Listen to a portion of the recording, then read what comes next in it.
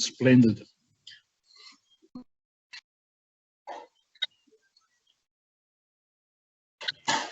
Okay, everyone, we might get started.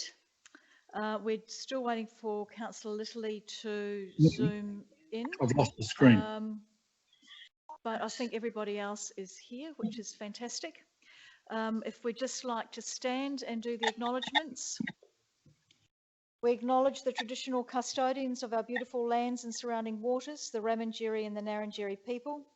As a community, we recognise and respect their cultural connection with the land and waters. Councillor Hales. Almighty God, we ask you to bless this council and allow it to be an agent of change to the people of this city and beyond. Direct and prosper its deliberations, the honouring of your name and the welfare of the people whom it serves. Amen. Amen. We gratefully acknowledge the men and women of the Navy, Army and Air Force who made the supreme sacrifice in the preservation of Australia's freedom and democracy. We also proclaim our gratitude to those who return to us. Thank you very much.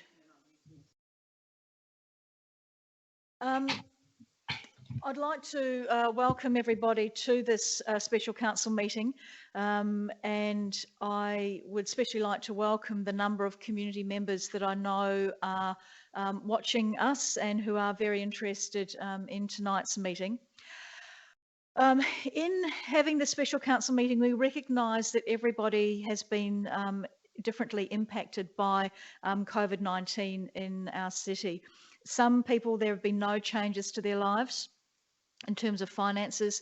Others, such as the big supermarket chains, the hardware stores, are actually doing quite well. But we have many people in our community struggling. Over 90% of our businesses here in Victor Harbor are made up of mums and dads and family-run enterprises, and our main industry is tourism and hospitality. And it is businesses like these that have been hit hard and impacted by the pandemic. Each level of government has an important role to play in assisting businesses, and the council, through tonight's deliberations, seeks to endorse and put together a number of rate relief measures over and above those measures that we have already taken at a special council meeting we held at the end of March in relation to providing some immediate relief.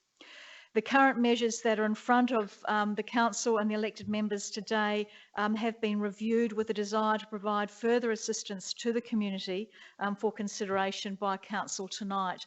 And so I thank very much the members for coming together and for considering the package of measures that the administration has put together in consultation with a number of groups in the community. And we have some big decisions to make tonight. As I said previously, Councillor Litterly should be joining us later on, but isn't here with us at the moment. And we will go on to item 4. Item 4.1, which is the COVID-19 rates relief. The first recommendation I have is that council receive and note the rates relief report. Could I ask someone to move that way? Thank you, Councillor Schofield, and seconded by Councillor Henderson. Thank you. Do either of you want to speak to that rate relief report, noting it? No. Does anybody want to speak to that report? In that case, then I will I'll put that motion to the floor. All those in favour of receiving and noting the COVID-19 rates relief report? And if you can just hold your hands up there, it just makes it easier for me. 1, 2, 3, 4, 5, 8. And thank you very much. That has been carried unanimously. I'd just like to welcome Councillor Litterly, who's actually joined us in the chamber and is just getting his notebook ready, so he'll be on the screen in a few minutes. The second recommendation is that council endorse the following relief measures. 1, the provision of a bulk waiver of fines and interest for late payments of rates for the period of 1st of July 2020 to 30th September 2020. The suspension of external debt collection activities on existing accounts until the 31st of December 2020 and new accounts until the 30th of June 2021, and the introduction of a COVID-19 rate remissions process for 2019-20, fourth quarter rates, including a budget amendment to facilitate these applications of $100,000. Would you like to move that way, Councillor Hales? And seconding that, Councillor Schofield. Do either of you want to speak to that? No, Councillor Hales. Councillor Schofield, do you want to speak to that? Just briefly, I think this is what we should be doing, and let's hope that it does give some relief to some of our local businesses.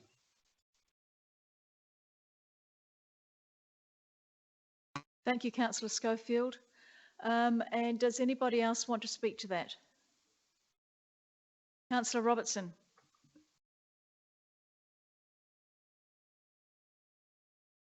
Councillor Robertson, you'll need to unmute your microphone. Yes, I'm doing that, Mayor. Yeah, I have quite a few questions on this one, as well as some comments. I'll go the comments first. I think we're entering a process here where we're really going to get ourselves into a lot of trouble because you know, the approximate budget impact on council staff workload, etc., is not estimated there at all. $100,000 is at best a guess. At least there's nothing in there that says how that was arrived at.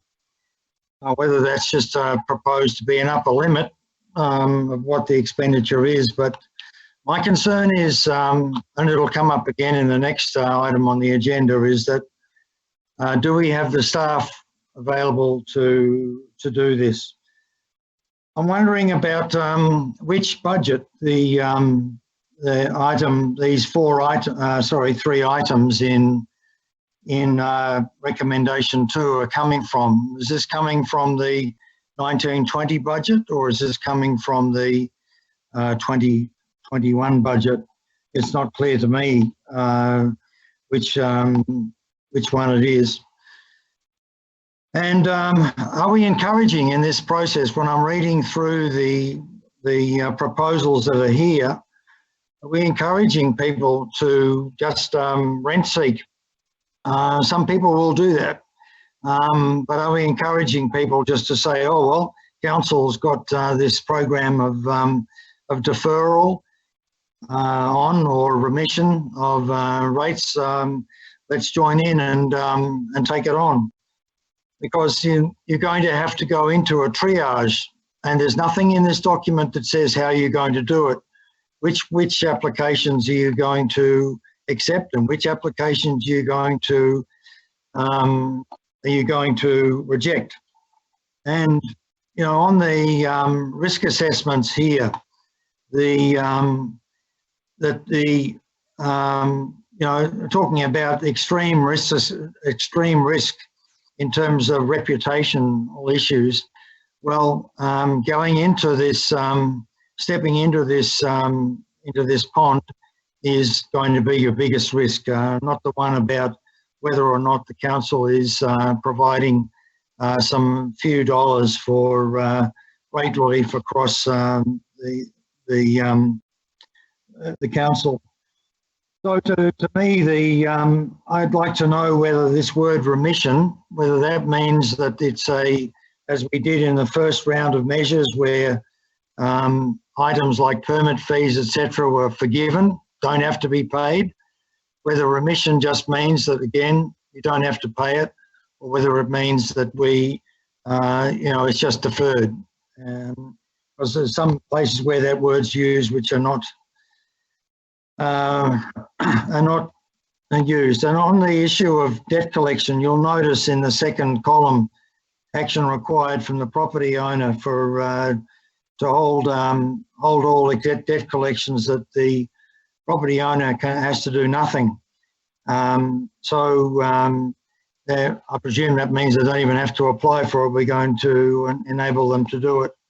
So to me, this document is extremely woolly and has all sorts of flashing lights to me as to reputational issues, which in the council version of the risk assessment is all to do with not giving the money away.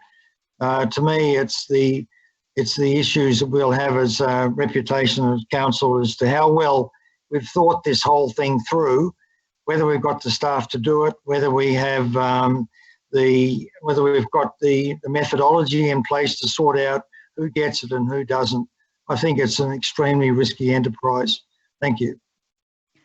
Thank you, Councillor Robertson. I might ask our CEO, Victoria McCurdy, to answer some of your questions and then put you through to Group Manager of Governance, Kelly Knight-Stacey, who may be able to answer some of your other queries. Thank you, through the Mayor. So thank you for your questions, Councillor Robertson. I guess in terms of your first question as to which budget impacts on, this is a 1920 budget. It clearly states that in the budget implications and also as part of the recommendation. So it's not an impact on the 2021 budget. This is our current budget. Also in regards to, it's for the part 3 of 2 of the recommendation. It's a rate remission for the 4th quarter. And obviously, Kelly will probably expand in terms of our determination of that amount. And it's not a free-for-all. It's those people who have been impacted by hardship through COVID impacts, and we would need to seek some, obviously, identification of those impacts. So I'll go refer to Kelly, who has done some work on preparing this report to Council, and may be able to answer your other questions. Thank you, Victoria. Through the Mayor, Victoria was correct, Councillor Robertson. The 100,000 will impact the 1920 budget because that's when the remission relates to. It is a remission if people are successful, a waiver, or essentially they don't have to pay it. It's not a postponement or a deferral. So that's the differentiation that we have, a remission or a postponement. One you don't have to pay, one you have to pay later. This is talking about a remission of the 4th quarter rates.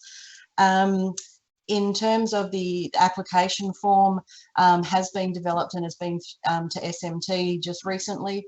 We're proposing a maximum $500 for that 4th quarter remission.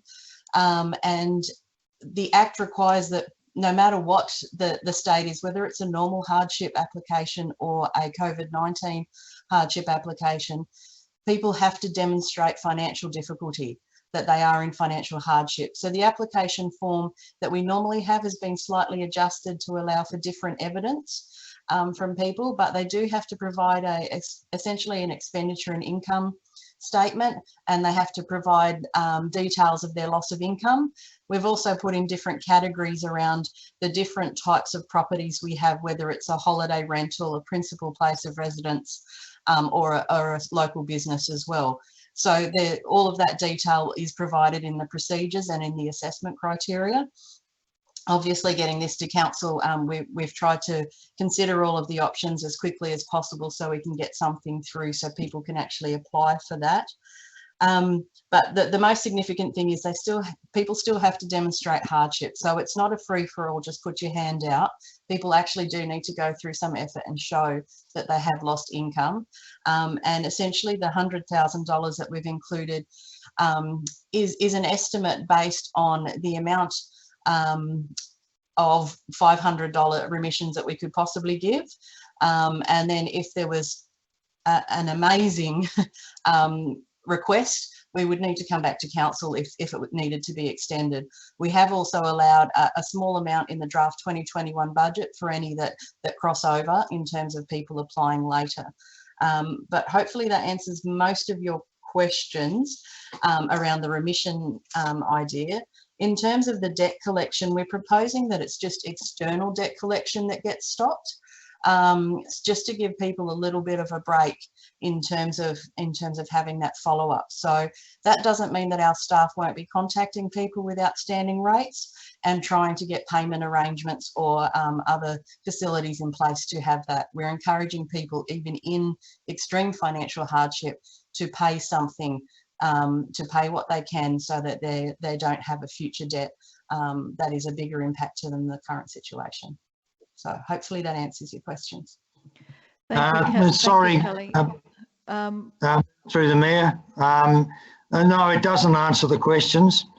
I mean, I know that as the CEO has pointed out quite correctly on page 5, it says that the funds are to be coming out of this year's budget, 2019-20, but you'll notice in the applications on page 4 that, for instance, the rates remission, that the applications must be received by 31st of July. That's into next financial year. So, I mean, how do you reconcile the other things that the due date for the waiver of interest is 30th of June? That's at the day at the end of the financial year. So I don't know how that's how this works in terms of posting the any applications for rate remission in July into this financial year. But I guess but the other main question that I have that I don't think there's any evidence that it's been done is, I guess, that all the staff resources, Kelly, that are going to go on to processing all of these proposals here, the applications, are going to come from your staff. And do you have enough of them at this time of the year, end of the financial year stuff, when we know there's extreme pressure on accounts and everything else? But do we have the staff resources to be able to handle this stuff, particularly as in the next item, haven't come to it yet, there's another round of a lot of applications going to be pouring in. Thank you. Kelly, can you respond to that? And then we'll move on to anybody else who wants to speak. No worries, thank you. Yes, through the Mayor. No, you're right, Councillor Robertson, the applications are open till the end of July. And what we would be doing would be posting those remissions back to 1920 because that's the year they relate to. So under the accrual system, we can backdate remissions if it pertains to the previous year, and we've chosen that date because that's when we close essentially in the week after we close our financials for the financial year and prepare our statements. So we would be giving people enough time to, what we didn't want to do is close it off at the 30th of June and essentially only give people 4 weeks to apply. So we've extended the application period to allow people to apply up to the end of July, knowing that we can post those transactions or backdate them to 1920. In terms of staff, you're right, it is a big impact on staff. We've put this report up in consideration that council was looking for a way to support the community, both business and residential, and it will require me to get my two rates officers to give this a priority over other tasks they may have done. So it's around reorganising and reprioritising the tasks they will have to do. Thank you, Kelly. Does anybody else, or would anybody else like to speak to this recommendation? Councillor Kemp.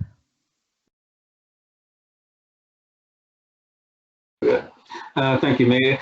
I guess start with some questions first with Kelly. Again, impact on the current deficit that hasn't been put into the paperwork as part of budget implications, so we don't know what that is, and I thought that would be very important for decision making. We know what the deficit will blow out to in these areas.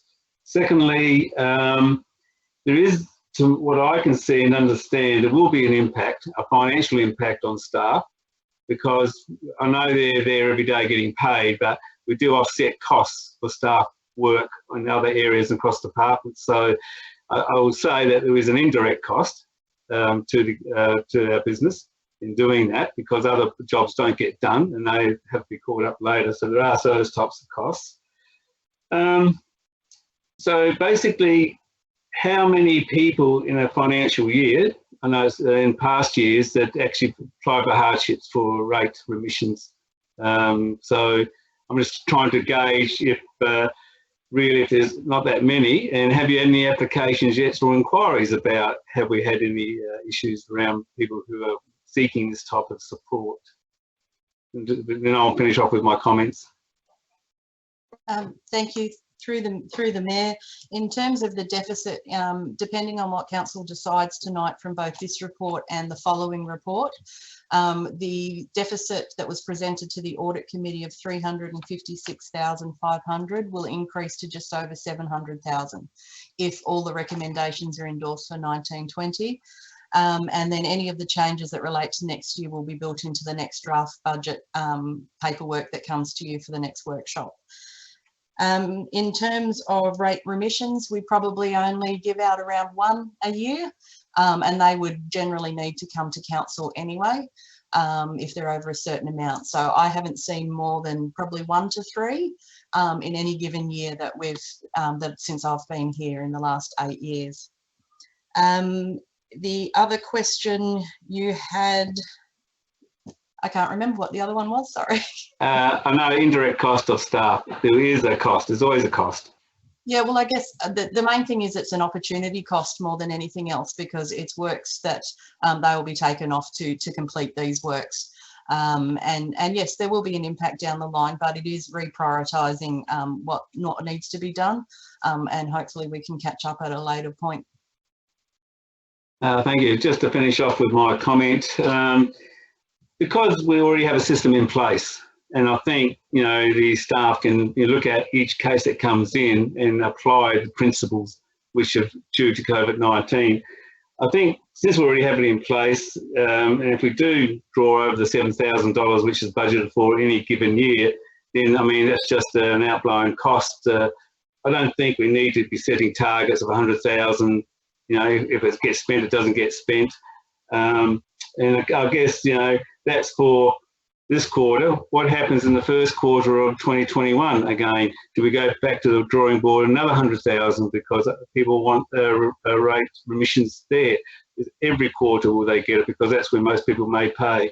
Or they want an annual remission because they can't pay for the whole year. So there's a lot of things still haven't been sorted out. I'll prefer support those without the figures in there, just so we just do normal business as normal and just adjust due to the principles of what the hardship is about and apply those remissions like you do now. So I don't see why this needs to be put up and looked at a major impact. I'm not saying don't do it, I'm saying let's just do what we do normally. Thank you.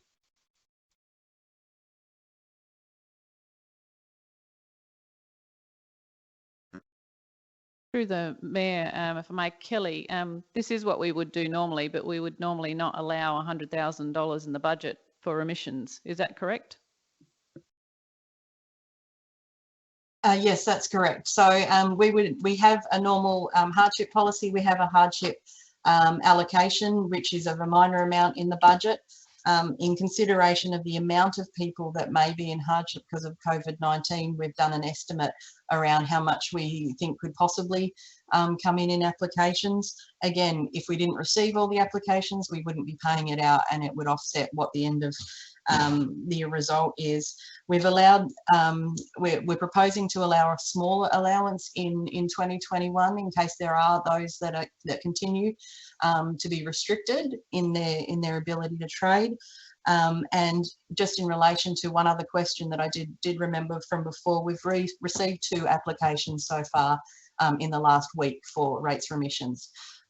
So again, we were trying to get as much support for as many people, and this is mostly residential that would be affected by this, whereas the next report deals with businesses that may be suffering in this circumstance itself.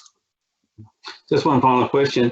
Would you knock anybody back? Would you knock an application back? If this doesn't get up, we have 100,000 set aside, would you knock anybody back who applied for hardship?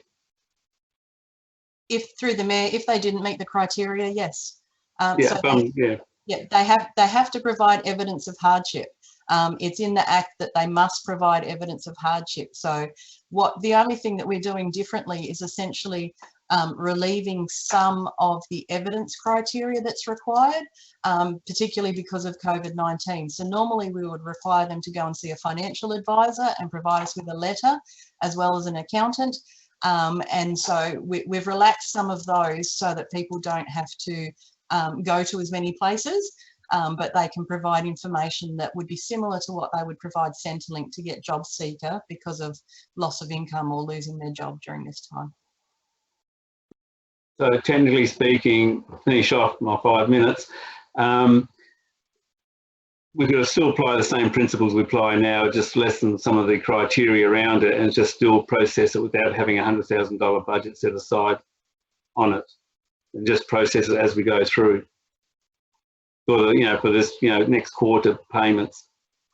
Through the Mayor, yes, we could do that. But what would happen is if we didn't have any allowance in there above what we've normally got, it may quickly run out and you would be putting it, basically putting a stop to any further ones until we came back to council to get a budget adjustment done. So we wouldn't be able to provide that relief as quickly as we would if you gave us a budget allowance and then allowed us to assess it and pay those as they come in. Thank you, Kelly, and Councillor Kemp. Councillor Littley. Yes, I just want to make a comment there. I'm in support of this and the $100,000 budget. It is a budget amount, and as Kelly has explained, it is, it's not there to all be spent. I think by actually setting a budget, and yes, we follow our normal criteria, it's a good thing that some of those, there's a little bit of relaxation around there. The idea of people in this situation who would be seeking to get some remission, having to go to an accountant or a financial advisor at this point in time, it's another pressure. Having a budget there, a budgeted amount, is a sign of, it shows strength, shows that we have some leadership, it shows that we as a council are prepared and we've thought it, we have actually set aside this. I think it's a good signal to be putting out to our community, and I look around and I know people in situations where they have got their backs against the wall, and this is they've lost a great amount of income in a hit, and it's weekly, and something like your rates is a very pressing thing. It's something that's right into your community. It's something that you've always paid, so you know that you're. And I say that you might feel a little bit overwhelmed by the fact that you've got a rates bill to pay that your council and your community is expecting you to pay. I think it's a more local type issue. Not sure that I explained myself there, but those feelings of anxiety around that rates bill, I think are really true, because it is something that is going back into your community.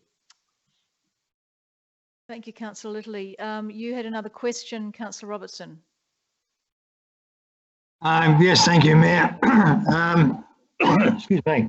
I just draw your attention to the first relief measure, which is the waiver of fines and interest. This is about a reduction of income for the council in 2021, next year's budget, not this year's. And again, this is the bulk waiver of fines and interest for July to September of 2020. No action required by the property owner. So I don't know how we're going to assess whether that's done or not. But this is one of the concerns I have, is that when you put this sort of sorry, Councillor Robertson, what is your item question? What is your question? You've already spoken. Is this yeah, all right. You want the question, Mayor? The question is this encouraging people to not pay fines and interest on rates due, and in fact, indeed, encouraging people to default on rates when we have this sort of relief measure, the way it's written up? Thank you, Councillor Robertson. I'll ask Kelly Knight-Stacey if she could answer that. Yeah, thank you, through the Mayor. So it doesn't require any action by the property owner. This is similar to what council endorsed, which was a bulk waiver of fines and interest for the period 1st of March to the 30th of June.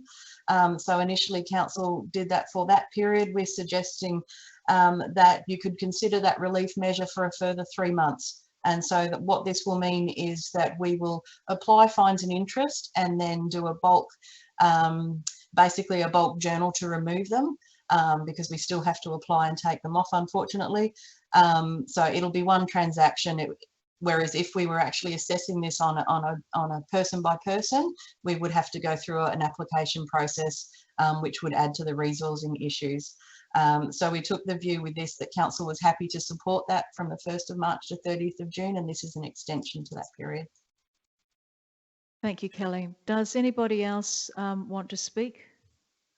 I'll ask. If not, I'll ask Councillor. Was that a hand up, Councillor Charles? Yes, I'll have a crack at this. I'm sorry, I must apologise. I'm sitting with a mobile phone on my lap tonight, and that wasn't even doing a very good job. But now with some earplugs, it's much easier to hear everybody. I am just wondering how the public at large are going to hear about this, because I know I would imagine there'll be a rush. There'll be others who are reluctant to even ask or apply. I know in this particular case of fines and so on, it's automatic. But there needs to be some applications made. We will take the lot, of course. There's a defined amount of time for the people to get it in. I don't know whether that's long enough. Could you just perhaps expand on that? How will we make sure that everybody gets a fair go at applying? I'm aware from discussions that there will be a media release about this, and we'll also have information on our website so that people can go to the council website and see the different things that they can apply for and what relief is available to that. Do you want to add anything to that, Victoria? I think that's basically what the council is going to be doing. I guess through the Mayor, it's also in addition to what already gets provided on our council rate notices. So any rate notices that are issued for next financial year, what's already on the current rate notice that you receive, there is instructions or advice for our community members of those who may be in hardship, who need assistance with how they pay their rates. So the ability to pay them weekly, fortnightly, monthly would still be the same arrangements that are in place. This is about not implying any, part of this proposal is about not applying any interest to those or fines to those late payments. But if they put a payment arrangement in place, council still in most cases are collecting the rates from its ratepayers. We're just providing some leniency and assistance for those ratepayers in doing so. I think in terms of what we collect in rates from our community in around $22 million, a $30,000 reduction is just providing some leniency and payment arrangements in that particular circumstance. Thank you, Victoria. Does anybody else want to speak before I... Oh, sorry, Kelly, did you want to comment? Thank you. Through the Mayor, just in addition to what Victoria said and yourself said in regards to media releases, there will definitely be that. We're also planning on including a double page spread around the impacts of COVID-19 in the annual business plan, so that when that goes out to public consultation, it'll include both what council's done this year and the options for next year in that as well, to give the complete picture, and because a lot of them go over the 2 years as well. So that'll be another way we'll be able to let the community know. Thank you, Kelly. So, Mayor. Another question, Councillor Charles? No, so the definition then really is that this will be more of a softening and a providing of time for people to be able to make their regular payments, more so than any sort of gifts or absolute. Through the Mayor, No? Councillor Charles, it's a mixture of both. So those people who may not be in such significant hardship and don't require a remission for their fourth quarter of rates, but it's also around those who may need to have some payment arrangements in place and softening. So it's a mixture of both. Thank you. Councillor Hales, do you want to close the debate? Oh, sorry, Councillor Henderson, you wanted to speak. Yes, I just want to say I do think it's important to support this motion because it will take out away the stress that people may be suffering due to lack of income. They may be stressing over paying their rates. It relieves some of that stress, and I think it's important. It's a small amount that council can do, and if it helps those people suffering hardship in our community at this time, I think it's important that we do. give them that support. I think it's a human basic right to have a roof over your head. Thank you, Councillor Henderson. Councillor Hales, do you want to close the debate? No? No, all right, then I'll put that motion, that recommendation to the floor. All those in favour? You can just keep your hands up so I can count. 1, 2, 3, 4, 5, 6, 7. And those against? 1, 2. That's carried. Thank you very much. Can I call a division, please? Certainly. Division, please. Councillor Littley's called a division. All those in favour, please stand. And I'll just wait for Karina to let me know when she's ready.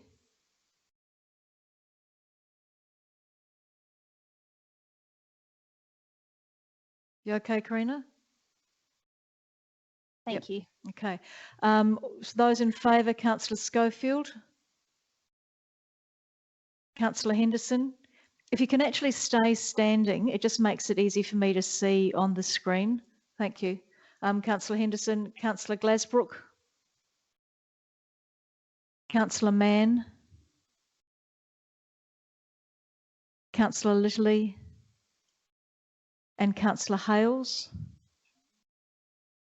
And are you standing, Councillor Charles, or sitting? Too much trouble to stand, but I'm standing. You're standing? Okay. And Councillor Charles, thank you. It's just difficult to see. And please, you can sit down now. And those against were Councillor Kemp and Councillor Robertson. That motion's carried. I think that's there'll be a number of people in the community that will be breathing a sigh of relief that the council is able to help them with some significant financial hardship that they are experiencing at the moment. So well done. We're up to item 4.2, which is the COVID-19 business support. And the first recommendation is that council receive and note the business support report. If someone would like to move that way.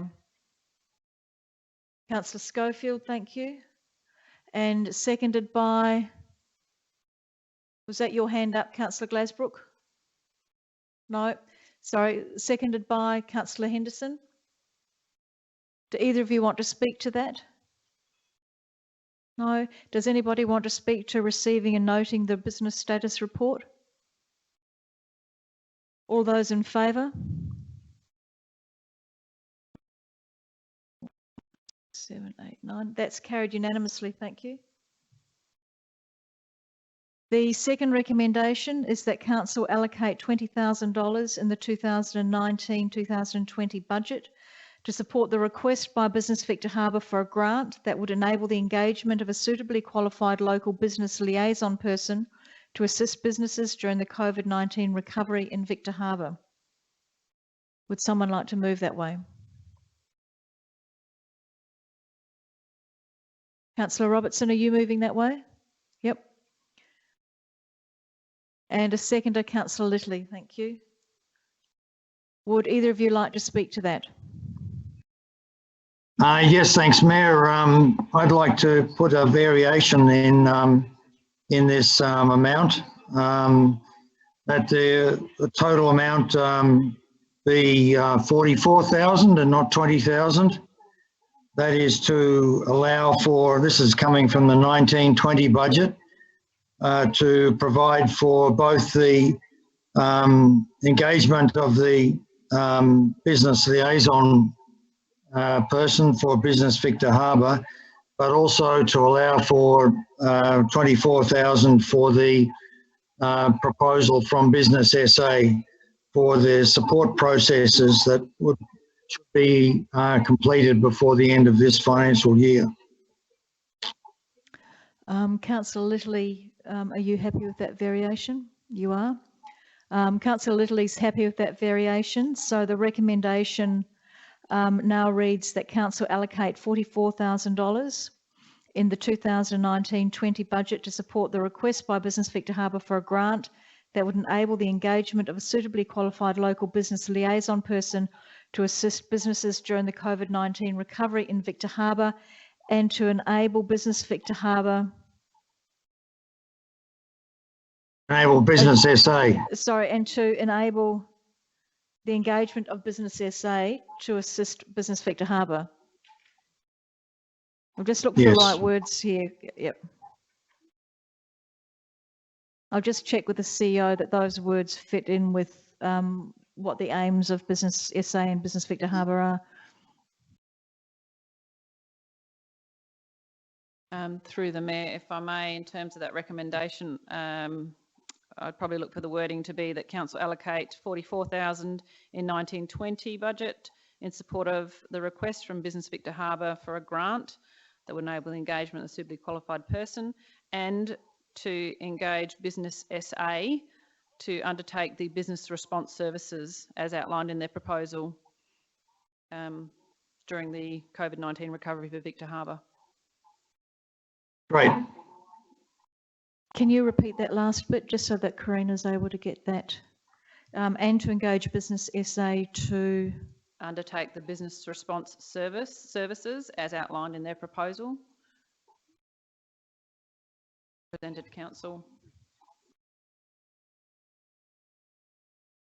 Karina, are you able to record that? Nearly there.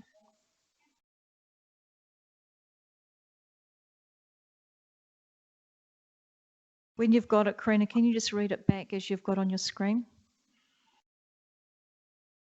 So everyone's clear.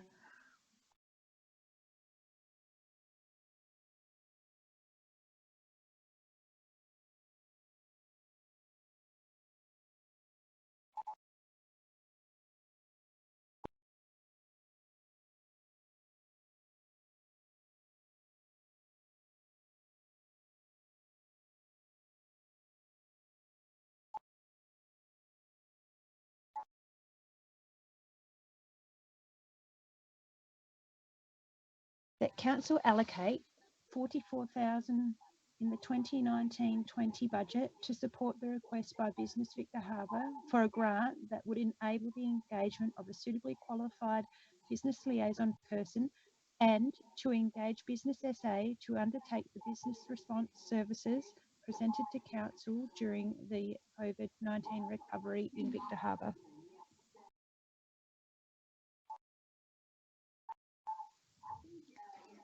Yeah.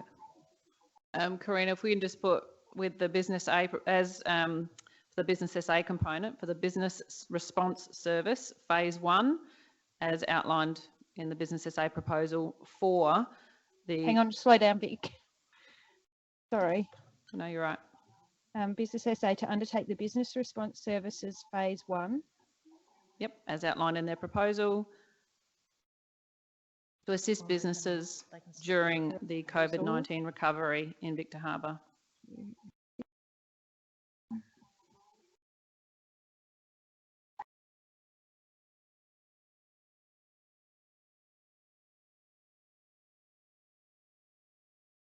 Thank you, members, for your patience. Just good for us to get this clear. Victoria, a question, please.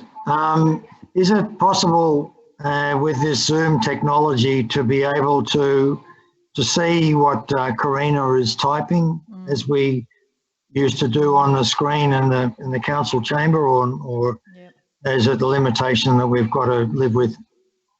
Thank you. Should be able to share her screen, shouldn't she? Councillor Robertson, Karina should be able to share her screen, and she's just started doing that. So if you have a look, Great. okay, can you see that? Yeah. Yeah. Thank you.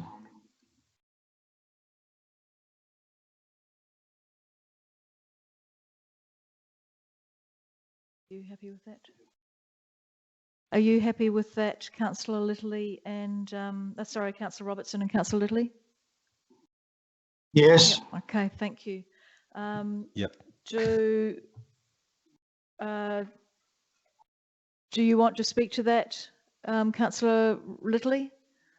Roberts, well, hang on. Councillor Robertson, as moving that, you varied that motion. Would you like to speak to that? Mayor, I'll wait till the end to sum up, just make a comment. Okay. Councillor Littley is the seconder. Would you like to speak to it? I will. I'll just add that I think even as early as, or as recent as the weekend just passed, shows that as we come out of COVID-19 restrictions, the regions and the businesses and the townships that are most prepared for that and ready to go are going to benefit most. So I think this is a great move to get our businesses up and ready and thinking sharply and smartly to expiate the recovery and really get a roll on and bounce back quicker than they certainly would without that kind of assistance and help and everyone driving in the same direction. Thank you, Councillor Littley. Councillor Glasbrook, you had your hand up.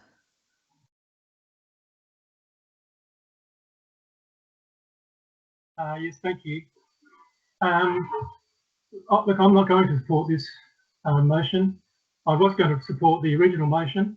You know, so many times I've heard in this chamber how people are sick of us giving all our work to the big companies in Adelaide, and why don't we use local people and why don't we support our local organisations? Well, here we are again, in my opinion. I think that we need to throw our support behind our local business association. We don't need the people from Adelaide coming down here.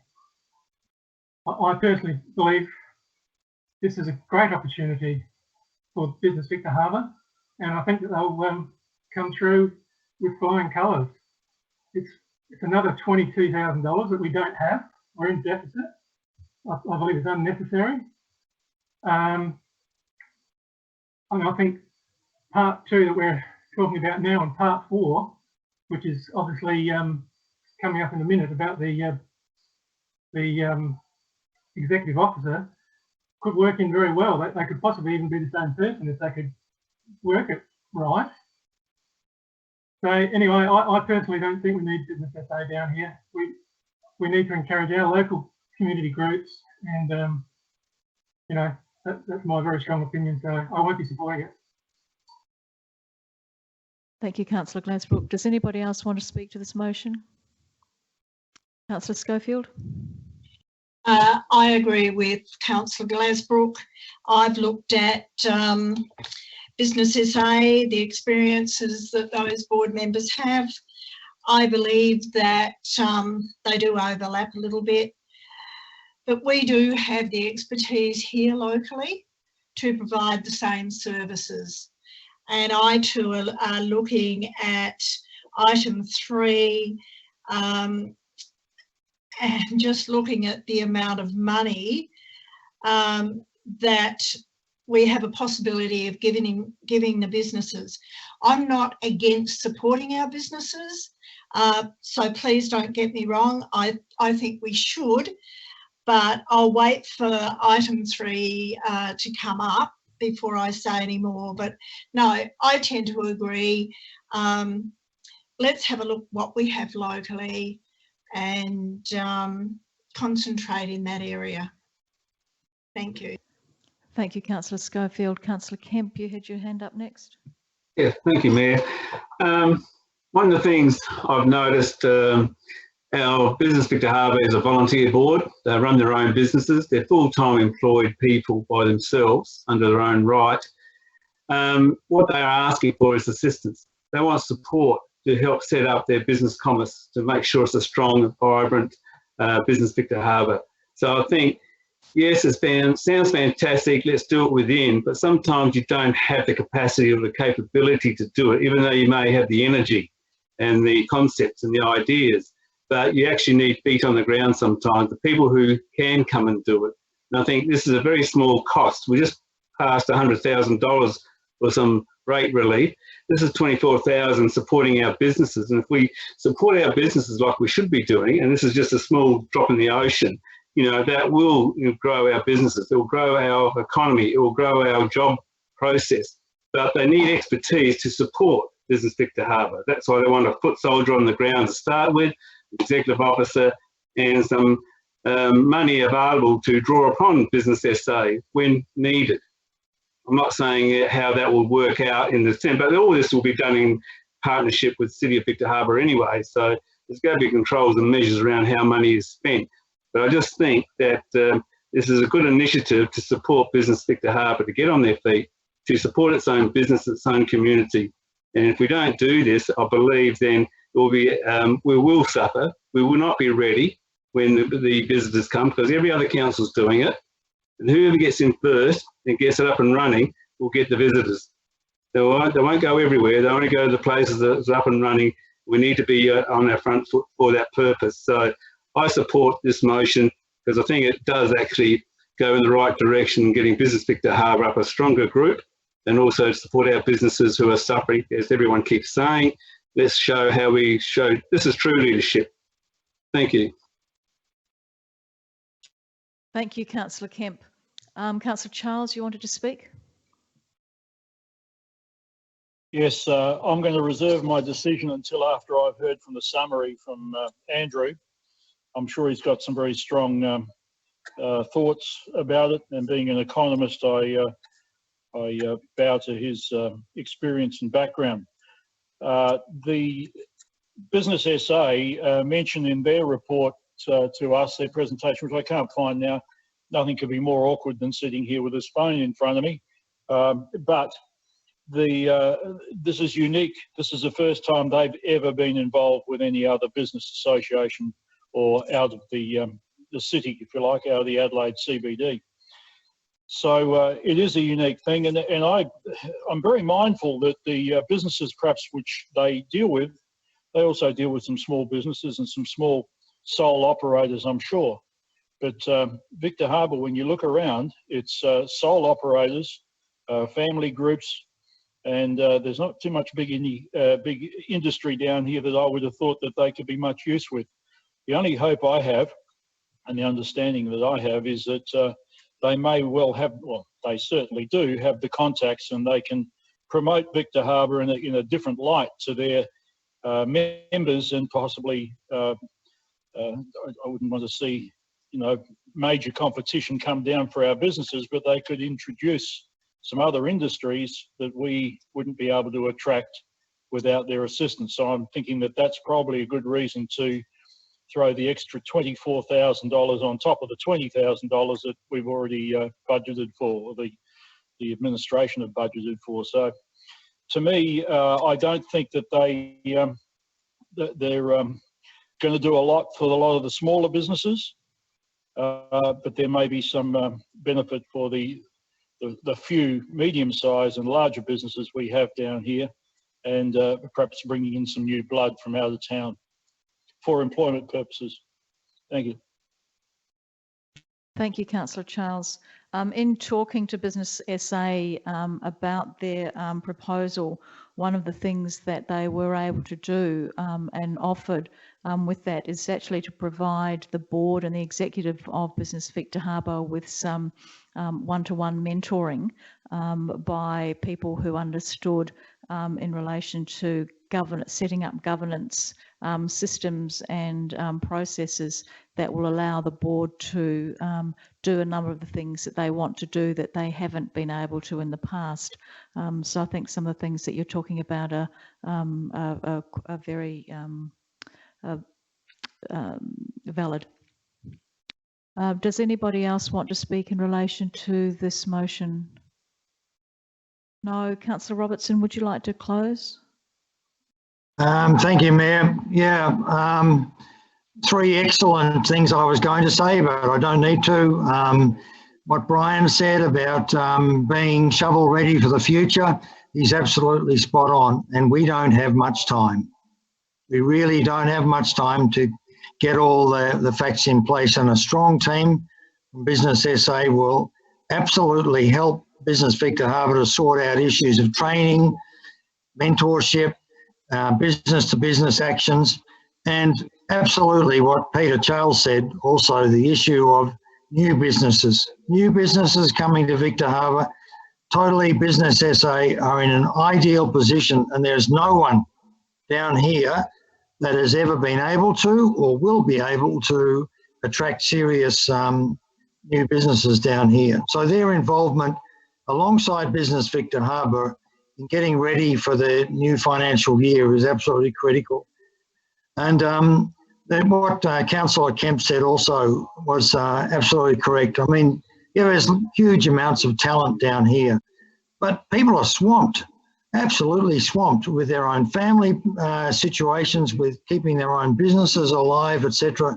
And then they've got to find hours in the day to be able to look after, you know, the issues related to this COVID stuff with the other small businesses in town.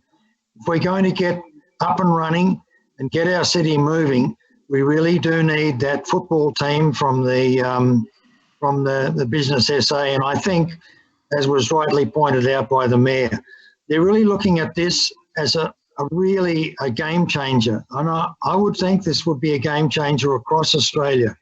Here's a council that is making its most important investment in human capital, that is in its business community and its Chamber of Commerce, and it's laying out the funds that are put into its budget by the Victor Harbor businesses. This is a differential rate that raises about $360,000 a year. That they're putting some of that money into supporting the strengthening of a Chamber of Commerce and using Business SA to do that. I'm sure if this thing gets up and running, there'll be all sorts of inquiries from around Australia to Business SA. How did you do it? And, you know, here we are again at the forefront of doing things differently, of doing things more efficiently. Get our business Chamber of Commerce, because the final thing I would say is that look around Australia. Successful cities have got strong, viable, you know, product-oriented chambers of commerce or chambers of commerce and industry. Those that don't have a decent Chamber of Commerce, like Victor Harbor at present doesn't have, these are failed economies. So to me, the sooner we get Business Victor Harbor up and running as a viable Chamber of Commerce, the sooner we're on the road in a positive direction, you know, into the future. So I thank Councillor Lidley and Charles and Kemp for their comments on this, and the Mayor too, because, you know, that's where we need to be heading and we haven't got much time. Thank you. Thank you, Councillor Robertson. That's closed the debate, and I'll now put that to the Chamber for a vote. All those in favour, you just keep your hands up so I can count you. 1, 2, 3, 4, 5, 6, 7. And those against? 1, 2. That's carried. Thank you very much. Division, please, Mayor. Certainly. All those in favour, could you please stand? I'll just wait for Karina to get ready.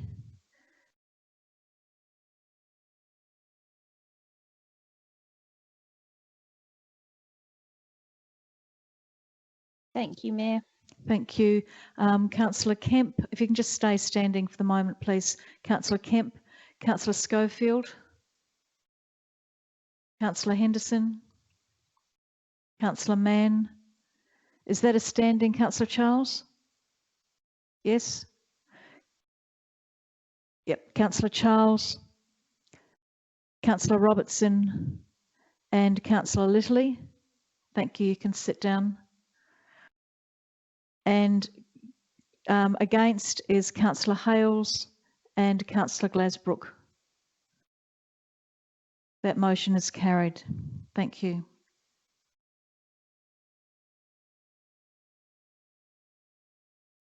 We've now got the third recommendation, and I wonder whether or not you'd like to do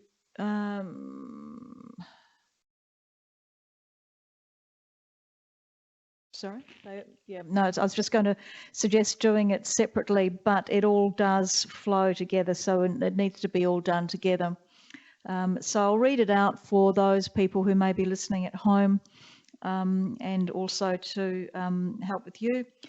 The recommendation 3 is that Council endorse the COVID-19 Business Support Grant Program, including the guidelines application form an agreement for immediate release within the community, and an allocation of $225,000 within the 2019-20 budget to support successful applications under the COVID-19 Business Support Grants Program, and an allocation of $25,000 within the 2021 budget to support appealed or deferred applications under the COVID-19 Business Support Grants Program, and that the Chief Executive Officer be authorised to administer the COVID-19 Business Support Grants Program in accordance with the adopted funding guidelines.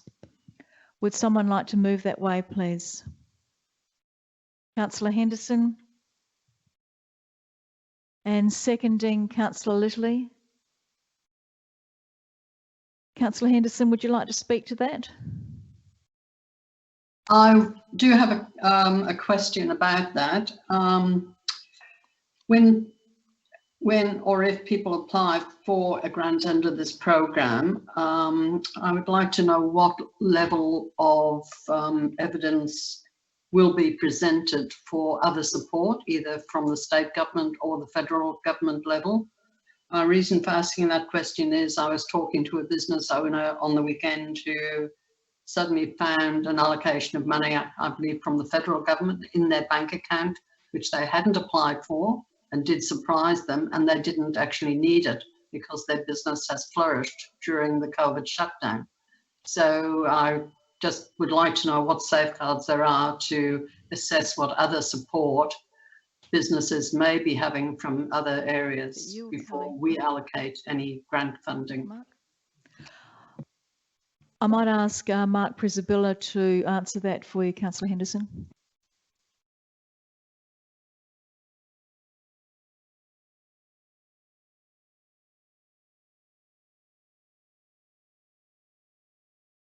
Can you hear me? Yep, good. So one of the questions under the application process is whether they've been successful. I have the paperwork in front of me under other programs. So the intent is to capture that information from them to make that assessment whether they're actually in need. You'll see in the criteria that we've published, we're actually seeking that businesses under the eligibility assessment criteria that to show that they actually have been impacted by COVID-19 and to the extent to which they have done. So that'll need to take into consideration and when they're assessed. Thank you, Mark. Councillor Henderson, did you have anything else that you wanted to say at the moment? No, thank you, Mayor. That was all. Thank you. Thank you. Councillor Littley, do you want to speak to that? I will. I just want to say that I hope that my fellow elected members support this. We need to be doing everything as a council and as a community and our business community to scratch, claw, do whatever we can to ensure that we don't let any businesses in our community or as few businesses in the community drop off the radar as we can through this time. We are in a reasonable position that we can actually fight back with this, but we've got to get that going right from the very start, from the outset, as we've said, and the other decisions have been made in the past, tonight already, to give every opportunity to save every business, every job, and every dollar that comes into our community. It's essential that we have programs like this, and I think it's a fairly solid program from everything I can see. Thank you, Councillor Littley. Councillor Glasbrook, you'd like to speak? Just a question mentioned in the report about a panel who's going to assess these applications. I was just wondering how that panel is going to be made up.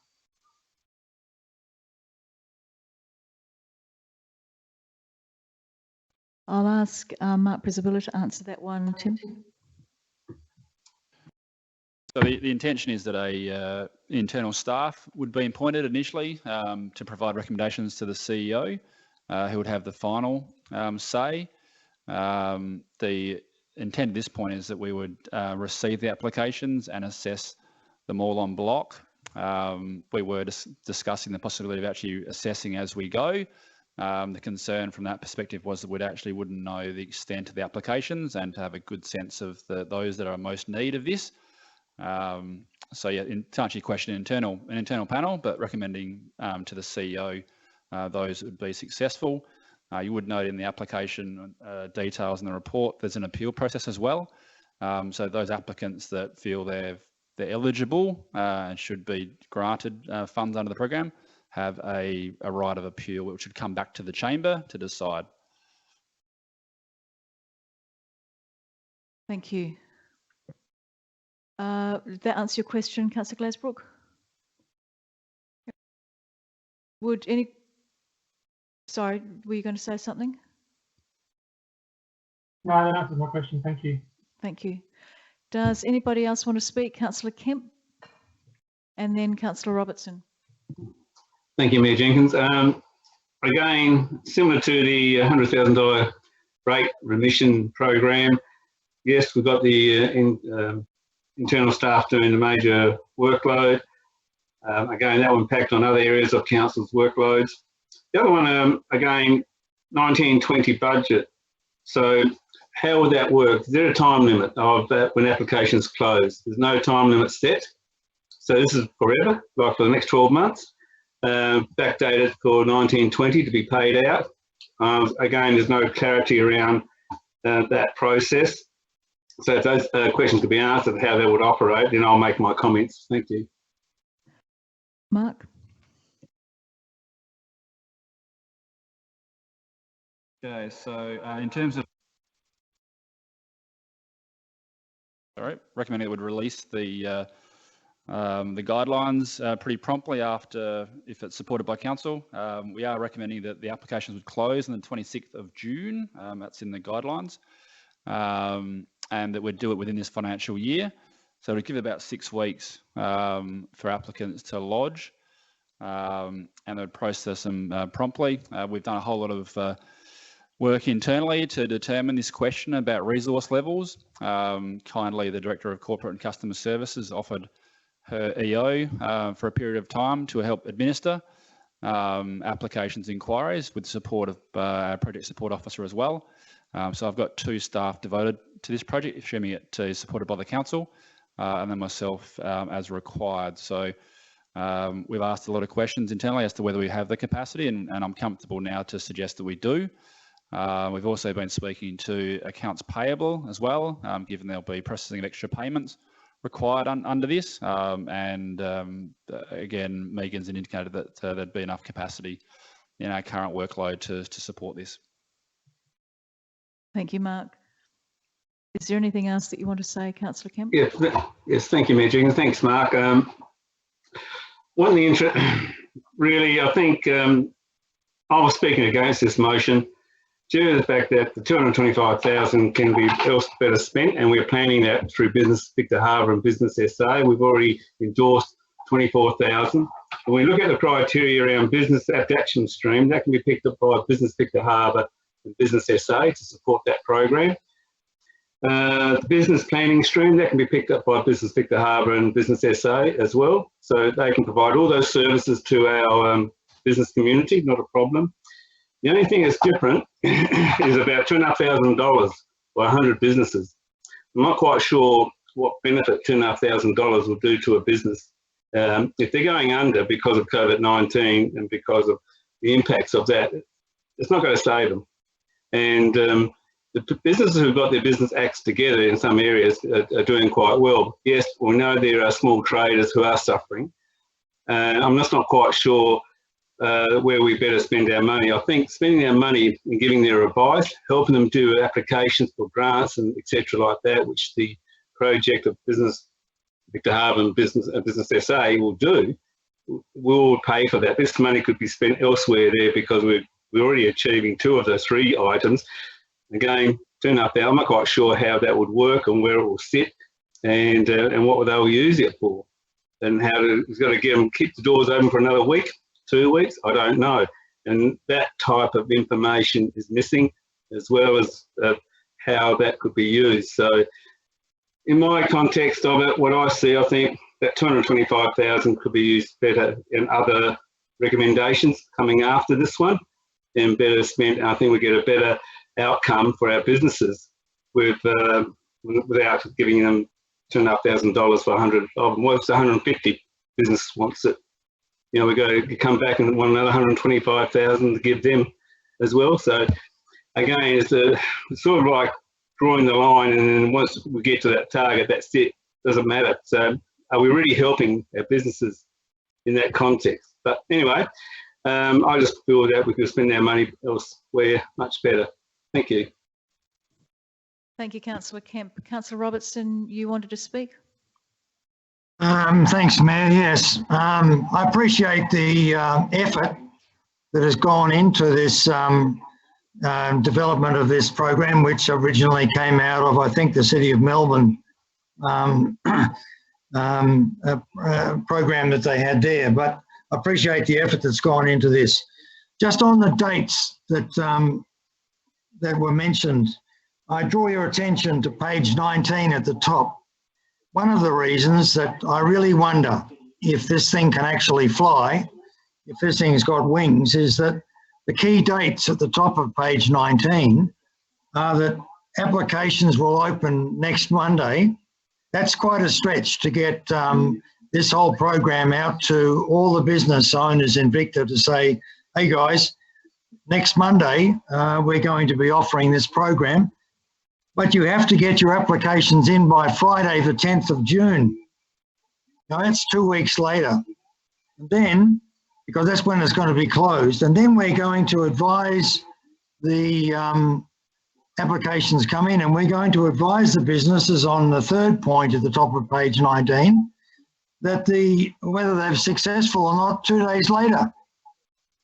Come on, guys. I mean, this is not realistic stuff. Secondly, you know, the amount of paperwork in this for what Councillor Kemp was talking about, the amount of money that's there.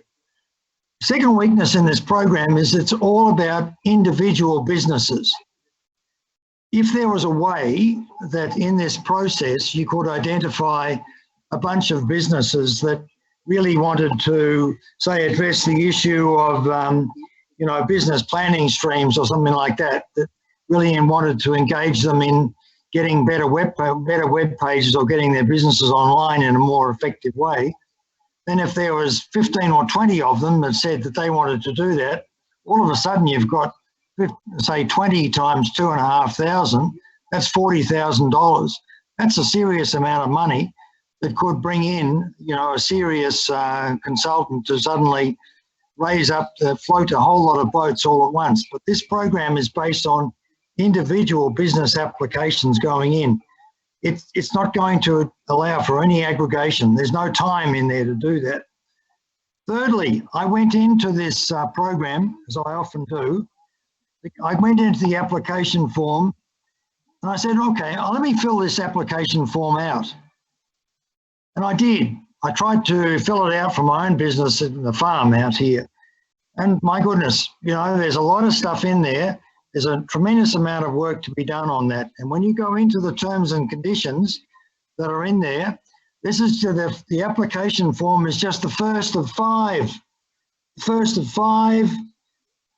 documents that you might have to put in. And there may be more because the council can ask for more documentation as well.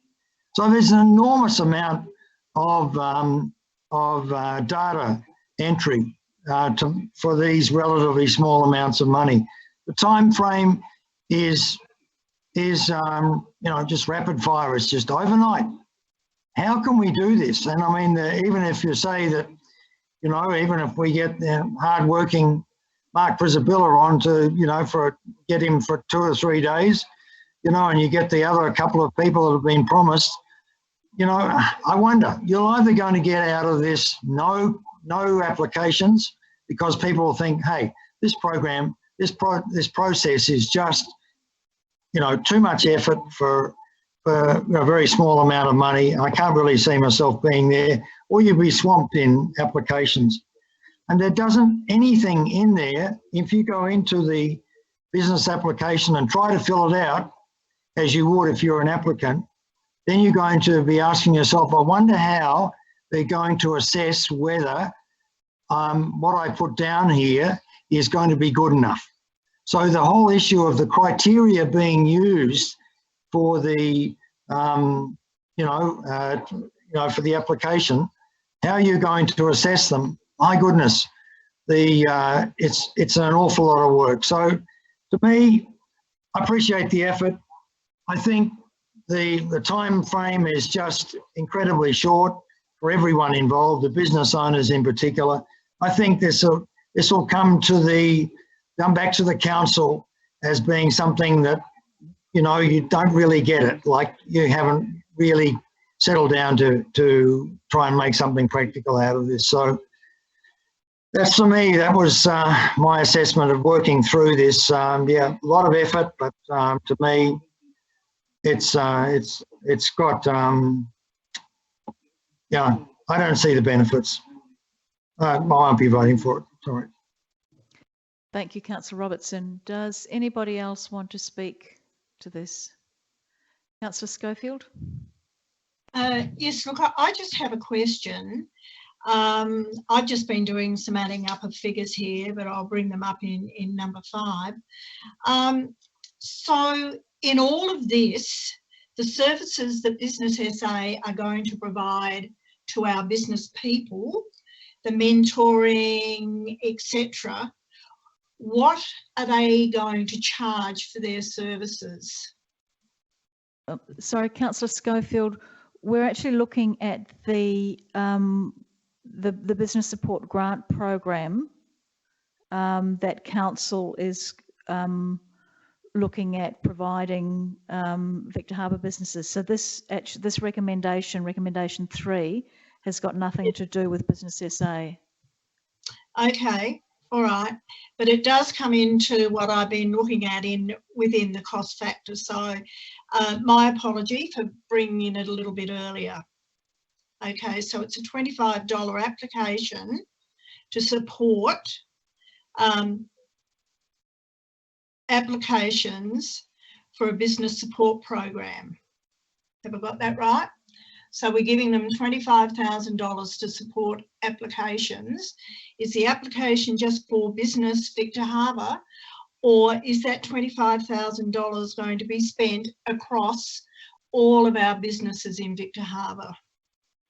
So, Karen, my understanding is it's an allocation of $225,000 and that individual businesses who are finding it difficult as a result of COVID-19 are able to apply for a grant or a number of grants in the various, so the cash flow stream grant, the business planning stream grant, or the business adaptation stream.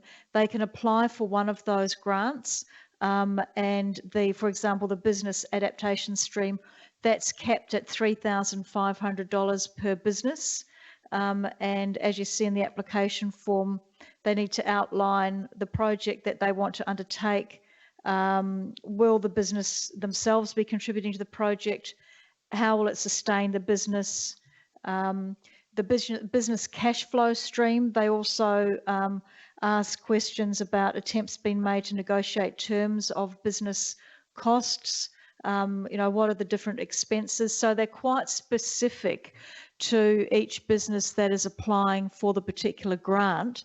It doesn't have anything to do with Business Victor Harbor or Business SA. It's up to the individual business unit, the cafe, or whatever business is being impacted by COVID-19 to apply for one or more of these grants, and to let the council know why they need the money and what they're going to use the money for under those 3 different streams.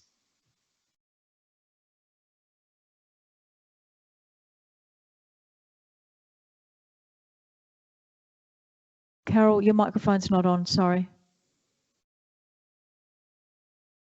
Unmute myself. I've unmuted myself, but I've lost you all. Just one moment and I'll see if there you're back. Okay, thank you for that. Councillor Glasbrook and then Councillor Littley. Councillor Glasbrook, you've spoken, haven't you? No, I asked a question about the panel. Oh, okay, yep. Yeah.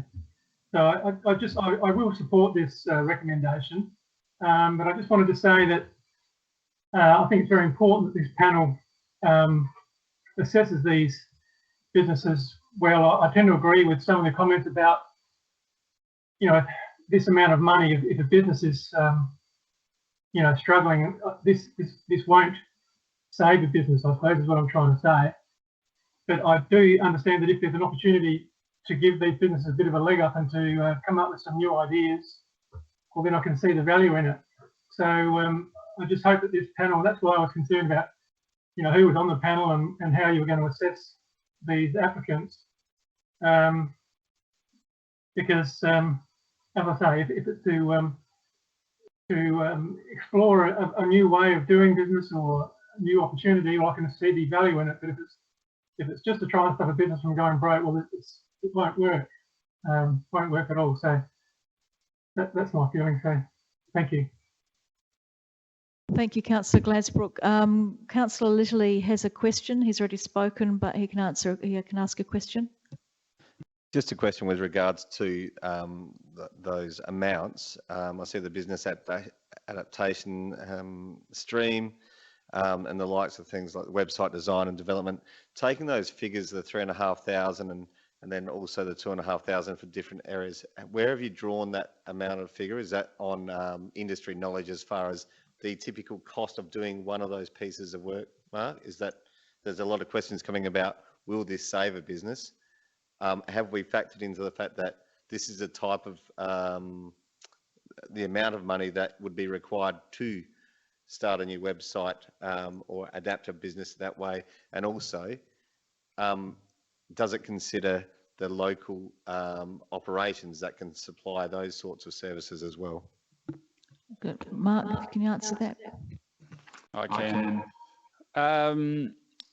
It's very difficult to make an assessment on how much money would be appropriate, given that the guidelines are designed to support businesses with adapting, and so that would mean different things to different businesses. And so we looked around the country at different programs that exist and kind of what is an appropriate amount of money to sort of provide. In the questions that might be in the guidelines, we actually have made it quite clear that applications that actually support local businesses, so engaging a local web developer or graphic design business will actually be looked upon favourably, which would essentially keep the money within the community. And so the intention is to, where possible, support those local businesses. That might also be in business advice as well. I did speak to a board member of Business Victor Harbor in relation to the business advice setting of $1,000, and that person indicated that I initially had $750, but $1,000 would be an appropriate amount of money. It depends a bit on the scale of the business as well, and in terms of the project. The other part of this would be the fact that if the business is making a contribution beyond the grant they're receiving, that would be obviously advantageous as well. Could I also talk to the dates as well that Councillor Robinson talked to? So on page 5 of the guidelines, it actually, I'm not sure where Councillor Robinson's getting his numbers from, but the applications on the key dates section on page 5 talks about on or before Monday the 25th of May that would release the program, and the applications would close on the 20th of June. So that's nearly 5 weeks that applicants are given to complete the application. That would give enough time for people to source either quotes or costings for the adaptation stream and or the business advice. In terms of administration, it would be an online form, so we wouldn't be entering any data. We'd just be receiving the data through an online form that the businesses would complete, and that would be administered automatically through our record system as well. So in terms of the impost on administration, it's processing. It's not actually handwriting out all the information or capturing the information in detail. We'd actually administer that automatically through our record system. And I think Councillor Robson referred to clusters as well. I believe in the guidelines we're allowed for clusters to apply as well. I can't locate that section as we speak, but I know that was the intent.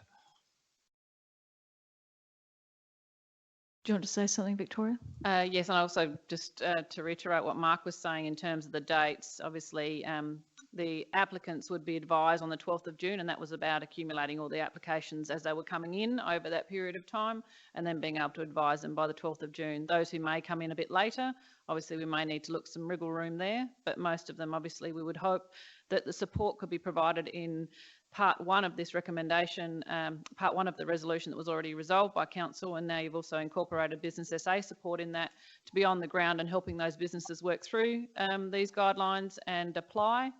And this is more around providing assistance directly to those businesses, those who may be a tenant and unable to pay their rates or any other running costs. If they are nearing liquidation or going under, then obviously they need to declare that in their application, and that obviously that's, you know, we know these amounts won't particularly save a business, but they will get them through some of that hardship. And this has actually been in consultation with Business Victor Harbor and their board, who have helped us in terms of formulating and preparing this for council. Thank you, Victoria. Does somebody else, anyone else want to speak? Councillor Robertson, you've spoken before. Have you got a question? Indeed, Mayor, I do have a question. The printout I got from council, the hard copy of this item, my copy, it's on it's page 19 of the printout, or page 6 of 17 of the item. At the top of that page, it says key dates. And the key dates that's on the copy that I got are that applications close on Friday the 10th of June, and that applicants will be advised on the 12th of June. So I don't know where there's nothing on my copy that I've got here of the 25th or some other date later in the month. Thank you.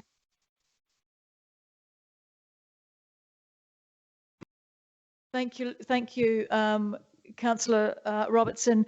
You're quite right in terms of what Mark Prisabilla has got is that applications will close on the 26th of June at midday.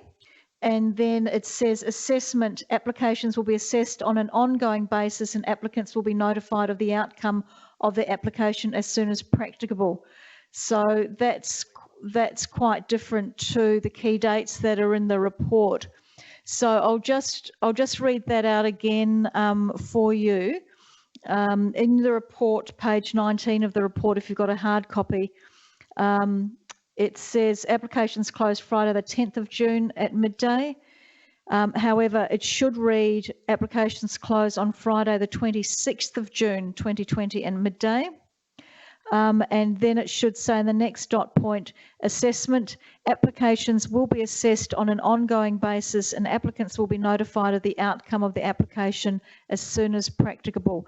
So that was changed accidentally, and thank you very much for pointing that out, Councillor Robertson, because it does make a difference in terms of the time frames. So thank you for that, and that probably makes it a lot easier for staff with those new dates. Does anybody else want to say anything, have anything that they want to say? Councillor Charles. Thank you. Ineligible applicants in that section there, the very last dot point, projects/activities that have commenced or concluded will not be eligible for a grant. Now, if a business has already preempted that they need to do certain things and have sunk their cash into something, and that's been a very sensible thing to do, it might be in the production already of another website or more website capacity or variation. It could be magnets, it could be in expanding their business in some other way, and they've invested that money, and because it's already commenced or it's concluded, I think it might be a little unfair that that they've done so, because they could still be just simply working on a priority and thinking, well, all right, we won't eat for a week, but we'll do this because in the long run it'll be of an assistance. So I do hope that the panel take into consideration, or, you know, well, I think really that could be deleted, to be quite honest, it doesn't mean that they're wealthy, that they've commenced something or they've concluded it. And they should have the opportunity just like everybody else. So just people who step out and they're proactive. And it's good to see also in here that if an applicant is knocked back, that there will be an appeal, or there is an appeal to council to see if that's valid. So that justifies things nicely too. And I also see that there is a local content here, and you get a benefit if you are using local. You don't so much if you're using from out of the town. Overall, I was seeing exactly what Councillor Andrew Robertson was saying, because mine's printed that way too. And I thought, well, I didn't really notice the 2 days between the 10th and the 12th, but I did notice 16 and a half days prior to that, the way it worked out. On or before is a bit confusing, but I'll take that.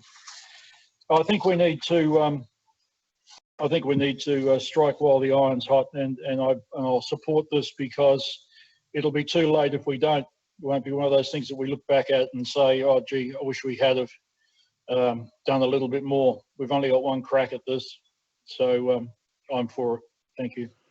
Thank you, Councillor Charles. Does anybody else want to speak to it before I ask Councillor Henderson to close the debate? No, Councillor Henderson, would you like to close the debate?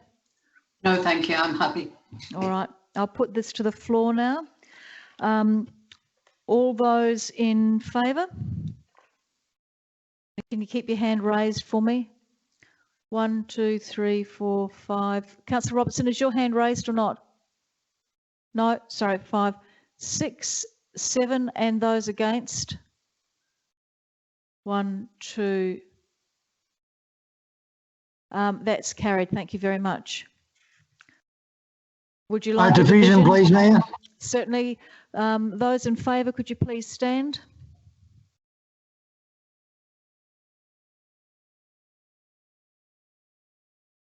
And I'll just wait for Karina to get ready. Mayor. Thank you. Councillor Kemp, Councillor Schofield, Councillor Henderson, Councillor Littley. Oh, Councillor Kemp's against. I beg your pardon. Can you take Councillor Kemp off? Councillor Kemp, are you standing or sitting? You stood up and then I counted you. Oh yeah, I had to go and pick something up off the floor. I do apologise. I dropped something. Okay, so you're sitting. Okay. Councillor Schofield, Councillor Henderson, Councillor Littley, Councillor Glasbrook, Councillor Mann, Councillor Hales, and Councillor Charles, you're standing? Yes. Thank you very much. And those against, Councillor Kemp and Councillor Robertson. That motion is carried. Thank you very much. The fourth recommendation is that Council consider the allocation of $75,000 within the 2021 annual business plan and budget to be granted to Business Victor Harbor to support the appointment of an executive officer for up to 12 months. The funds be granted to Business Victor Harbor subject to the successful presentation of a business plan and evidence of updated governance and governance and corporate structures that support the appointment of an employee. You'd like to move that way, Councillor Glasbrook? No, I'd like to move something different if I could, please. You'd like to move an alternative motion? Well, really all I would like to do is change the wording that Council allocate 100,000 or up to, put in up to 100,000. Council consider the allocation of up to 100,000? No. Council allocate up to 100,000 within the 2021 budget. So everything else is the same after that.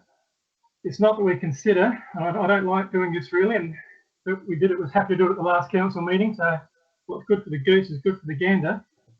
And I'll speak to it if you like, or I can wait.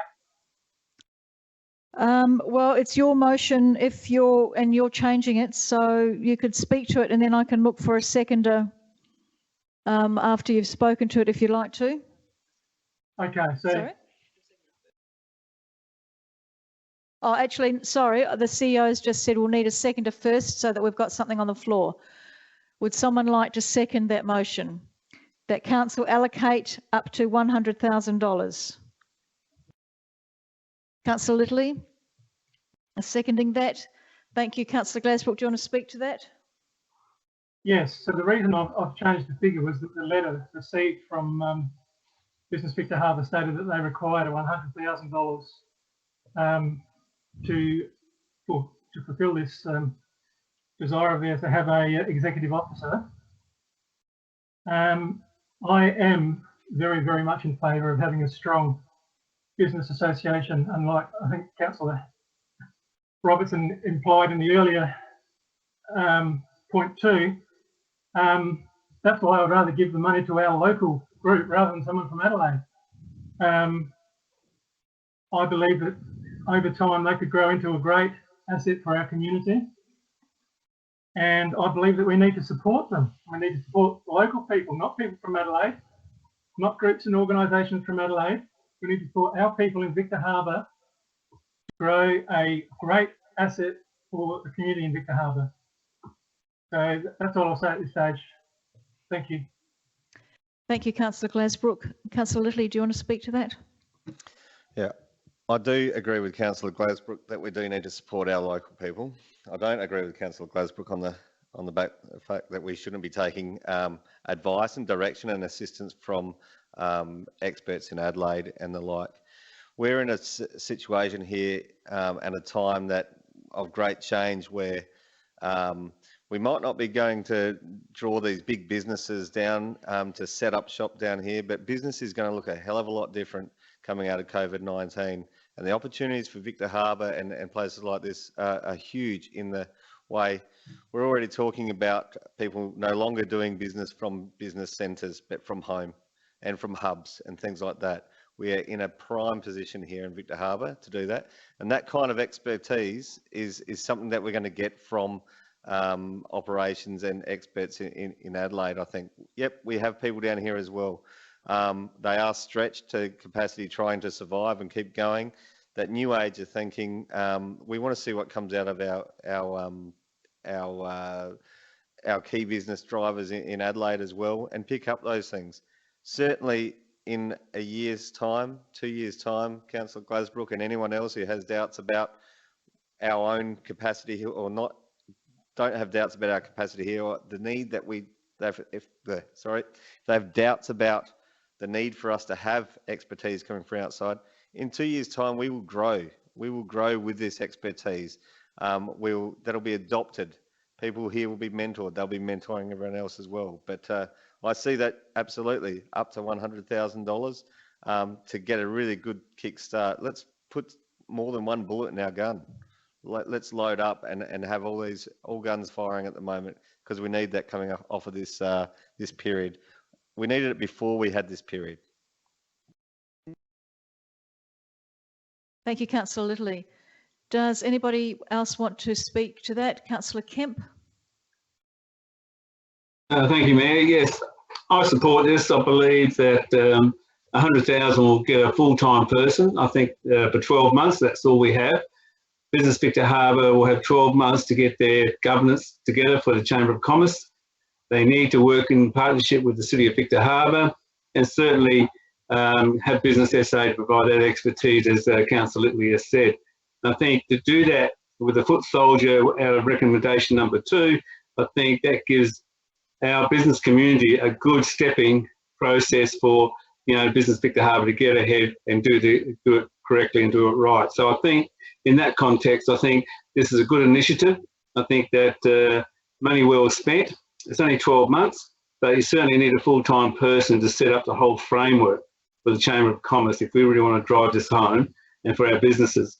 You need to do it right up front. And I think if they don't do it in 12 months, then I guess they'll come back with cap in hand, or we may extend it or just fold. But hopefully we'll give them an opportunity by funding it fully.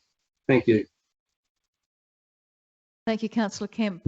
Does anybody else want to speak to this motion? Councillor Robertson? Yes, thank you, Mayor. Look, I totally agree with Councillor Italy and Councillor Kemp. Absolutely, totally, and Councillor Glasbrook. Thank you, Tim, for supporting this. Let's do the job properly. And let's see what we come up with locally. I think it'll be fantastic. Thank you. Thank you, Councillor Robertson. If nobody else wants to speak to this, I'll ask Councillor Glasbrook if he wants to close the debate. Councillor Glasbrook? No, I'm happy. You happy? All right, I'll put that motion to the floor then. All those in favour? That's unanimously passed. One. Oh, sorry, I beg your pardon. Sorry. And those against? That's carried. Thank you very much. We now come to recommendation number 5. That council consider the allocation of $50,000 within the 2021 annual business plan and budget to support a range of COVID-19 business related support services. So this will be council supporting those services as opposed to Business Victor Harbor. Sorry? Would someone like to move that way, please? Councillor Robertson, and seconded by Councillor Kemp. Do either of you want to speak to that? Yes, thank you, Mayor. I'd like to make a variation to this recommendation, if I might. That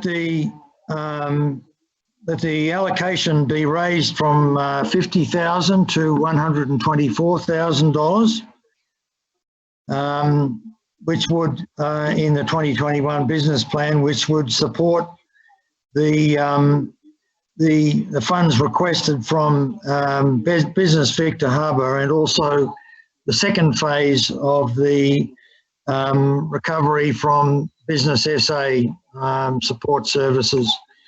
This would really follow through from the work that will be done in this next 6 weeks, really, in terms of Business SA and Business Victor Harbor, but would provide the continuity to be able to drive through the processes of getting those businesses identified that need help in moving forward through this COVID business. Finish off the governance issues and the support for the work plans and product and service development for Business Victor Harbor.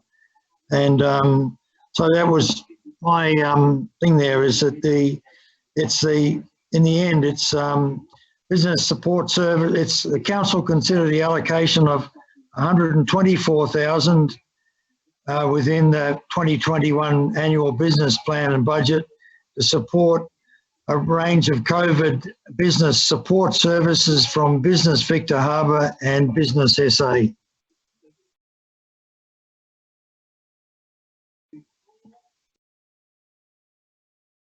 Councillor Kemp, do you support that variation? Can we have it up on a shared screen so I can read it, please? Karina, can you share the screen with that variation, with that motion written with the variation attached, please? No, changed the amount to 124,000 and then added from Business Victor Harbor and Business SA.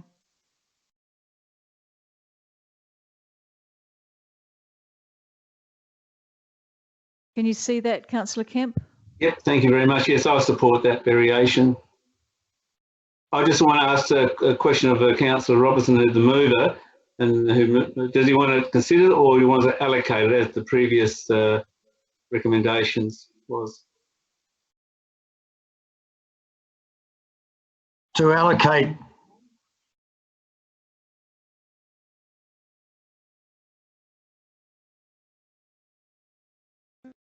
Sorry, did you hear that, Councillor Kemp? Yep. Yeah. So I just want to clarify whether you want to keep it consistent, that's all. I'll support that variation.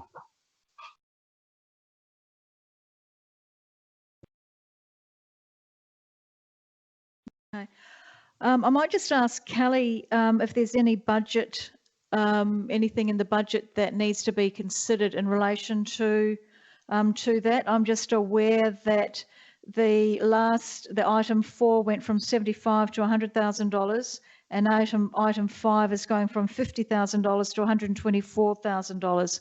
So I'm just going to ask Kelly whether or not there's any budget implications in relation to item 5.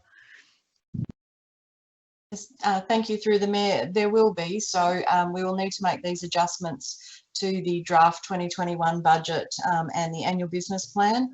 At the moment, we're sitting with a reasonable sized deficit for a number of reasons, including a no rate rise that Council has indicated it would like to go with. So this will increase the deficit to higher than, at the moment, I think it's sitting around $1.2 million deficit. This will increase that deficit. Thank you, Kelly.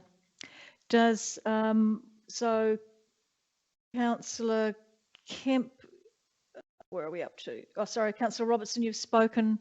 Councillor Kemp, did you want to speak to this? Thank you, Mayor Jenkins. Yes, the reason why I supported this motion, this variation, is because we've got to maintain consistency. We've already supported motion number 2. We've increased the full-time executive officers to a pay rate to 100,000, whatever, how that's going to be put into place. This is just following on the Business SA project to provide that expertise to Business Victor Harbor. And of course, this is all done within conjunction with the City of Victor Harbor as well, because they're certainly, if I can imagine, the CEO will ensure how that money is used and spent will be under certainly tight control and certain aspects. So I think it's just in consistence with, getting this all together for our businesses, to support our businesses and get them online. So I think when you look at this as a whole, and if the Chamber does support this last motion, you look at the whole package we put together tonight, is a huge package for our people and our businesses. And I think that's the way to go if we're really going to do it. And as with the 2021 draft budget, things can come in, things can go out. So if we're a bit shy about the deficit, we can always reduce it. It's not that hard to do, because I'm just wondering how much critical stuff that doesn't need to be in there, or critical stuff that should be in there, and other things that could come out. But anyway, that discussion will be happening later. But I think that this will just sum up the whole business package for our community and for the COVID-19 recovery program for the next 12 months. And then we'll take it in 6 months' time, we'll review it and see how we're travelling. We may have to plan for further. Thank you. Thank you, Councillor Kemp. Does anybody else want to speak to this? Councillor Lidley and then Councillor Glasbrook. Just to say that I'm going to support it, and I support in line with what Councillor Robinson and Councillor Kemp have just said there. Thank you, Councillor Lidley. Councillor Glasbrook, do you want to speak? Well, I certainly won't be supporting it. That's $148,000 that's going out of our community into the big smoke. And we've got our local business association. We're going to have a executive officer now that'll be part of their job, to seek advice from other people and see what other community business groups have done. So I really don't think we can afford this. It's significant, and I won't be supporting it. Thank you, Councillor Glasbrook. Councillor Hales. Thank you, Mayor Jenkins. I probably sit with Councillor Glasbrook on this one similarly. I would also like to note, though, that it's interesting that in this particular matter, there are some considerations in the Chamber around deficit spending where it doesn't matter. And when it comes to other things, it's, we need to make a cut before we can spend the money. So I find that inconsistency interesting. And in relation to this, I'm with Councillor Glasbrook. I think we've just given our local business group a massive shot in the arm, And with $100,000 for an executive officer full-time, I imagine within their full-time workload that stuff like this will be able to be fitted in. So yeah, at this point in time, I can't support, especially with the massive increase to the budget line of this item, I can't support the motion. Thank you, Councillor Hales. Does anybody else want to speak to this? Councillor Henderson? I have to agree with the previous two councillors, Councillor Hales and Councillor Glassbrook. If we hadn't carried the previous motion to support the executive officer, I may have supported this, and I didn't support that previous motion. Given that that was carried, I think, as Councillor Hales has just said, we've given a lot of budget allocation potential to Business Victor Harbor, and I want to support this last motion on those grounds that if that executive officer is up to the job, I don't think this allocation of an additional 50,000 is warranted. Thank you. Thank you, Councillor Henderson. Before I ask Councillor Robertson to close the debate, Councillor Charles. Thank you for that.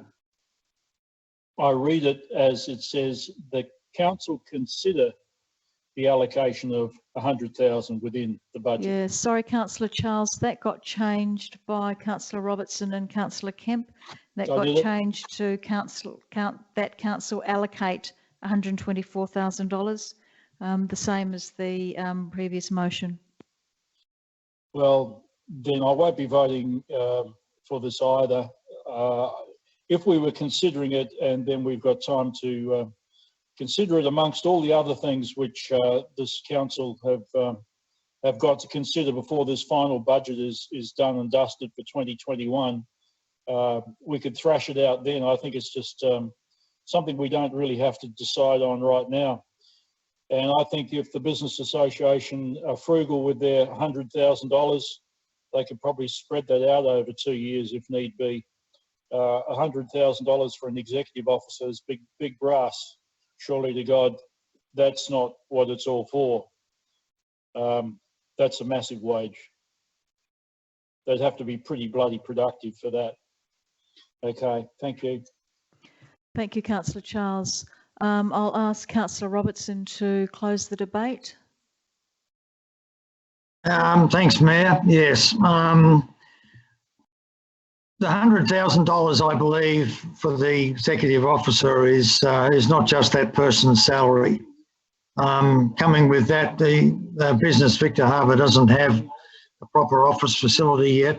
That to be fitted out.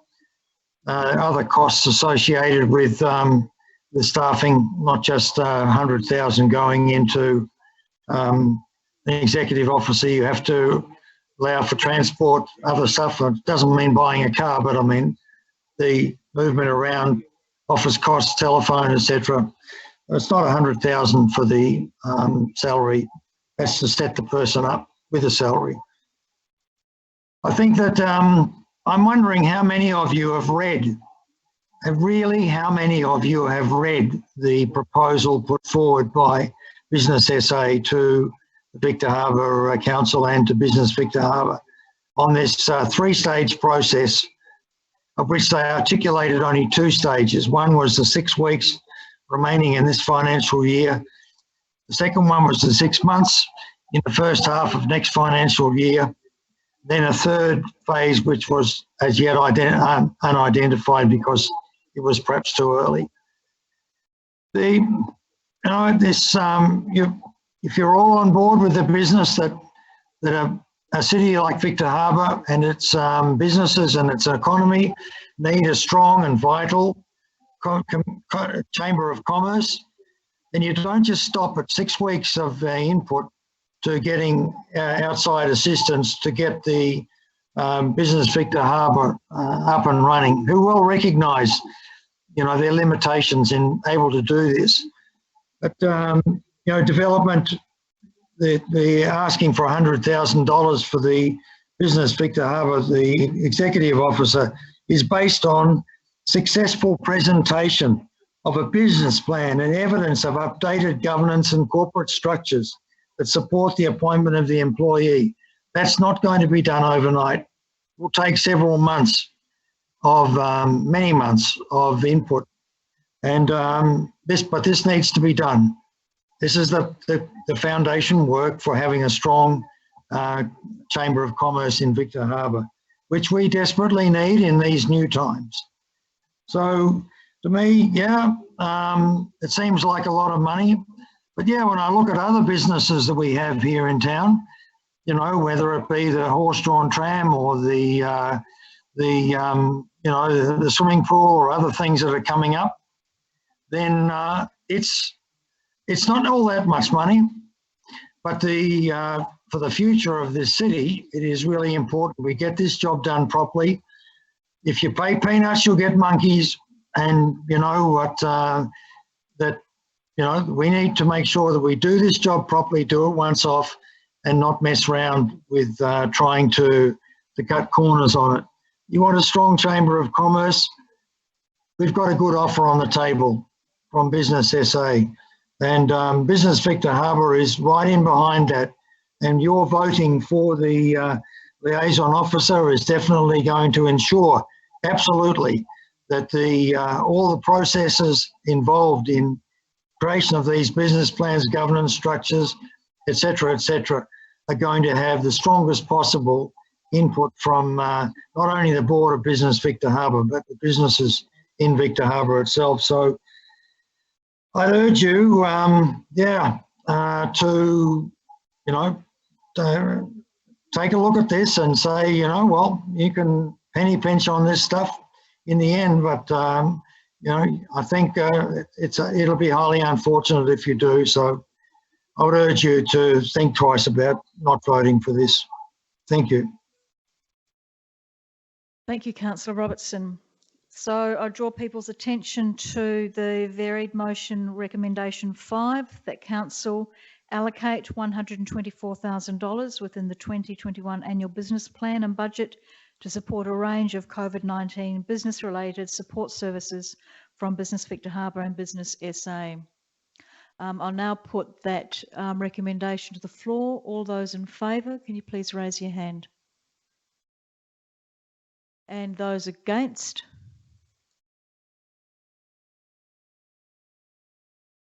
That recommendation is lost. Thank you. Division, please, Mayor. Certainly. Those in favour, can you please stand? Just wait for Karina to get ready.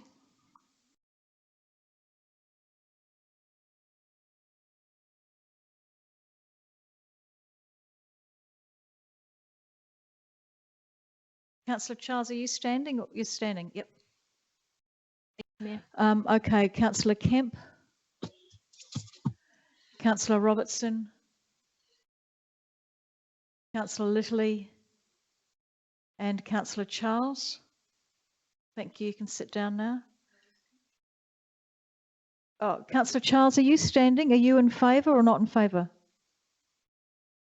Yes, I'm in favour. I think just everything went haywire and I ended up voting twice, for and against, I think.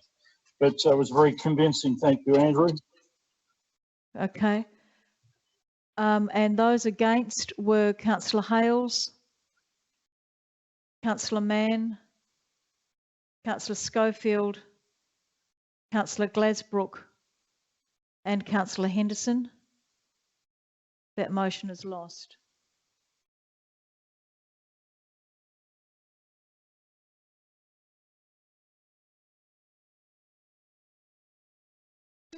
I'll put another alternate motion, and that is to go back to the original motion that's on the table, or that was on in our papers.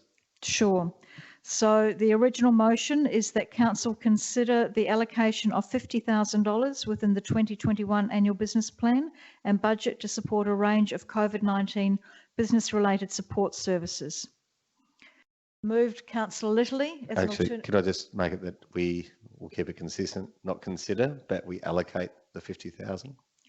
That council allocate the $50,000 within the 2021 annual business plan and budget to support a range of COVID-19 business-related support services. Moved by Councillor Littley. Do I have a seconder for that?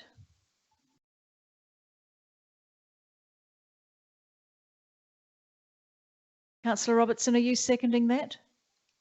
Yes, Mayor, could I, if Councillor Littley agrees, could I put in an additional amendment into that amendment?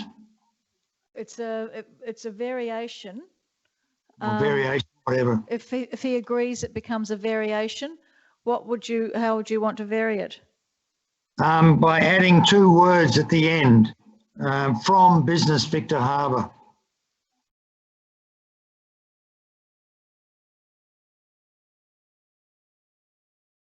That's fine from Councillor Littley.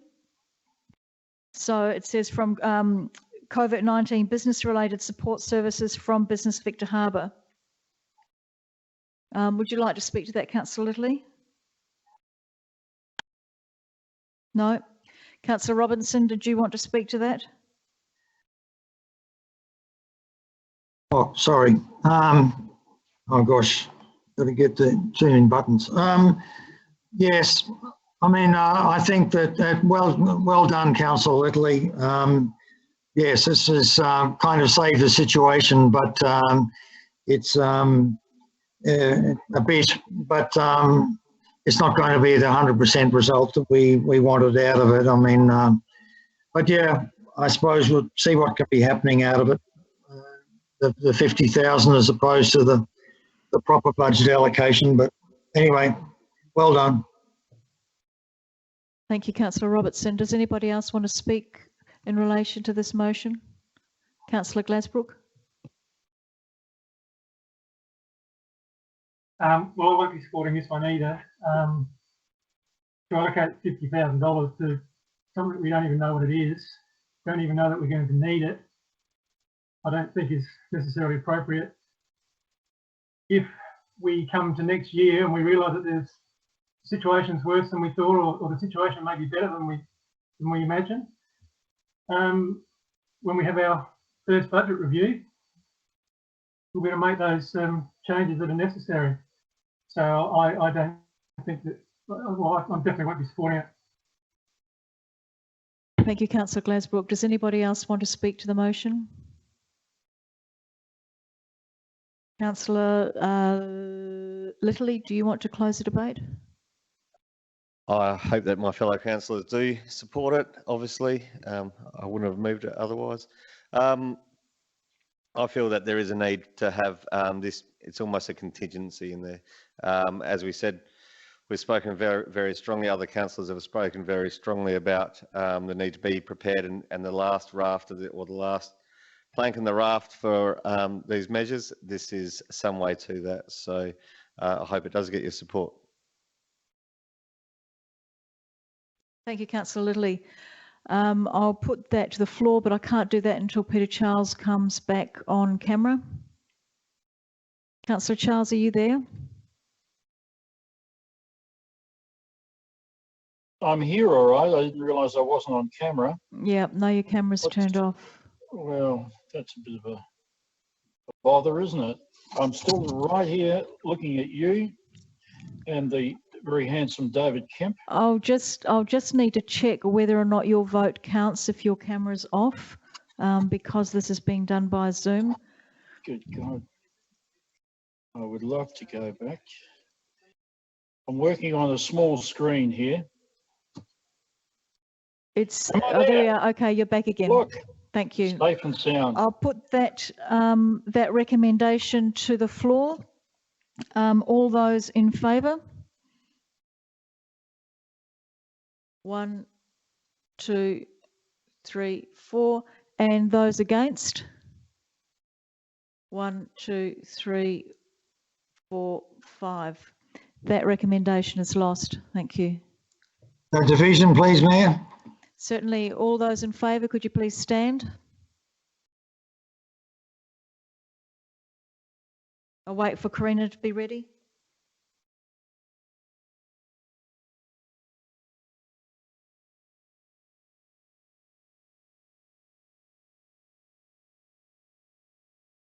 Thank you, Mayor.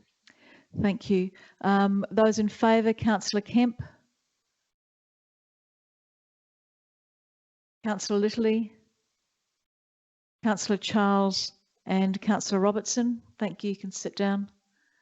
Those against, Councillor Schofield, Councillor Henderson, Councillor Hales, Councillor Glasbrook and Councillor Mann.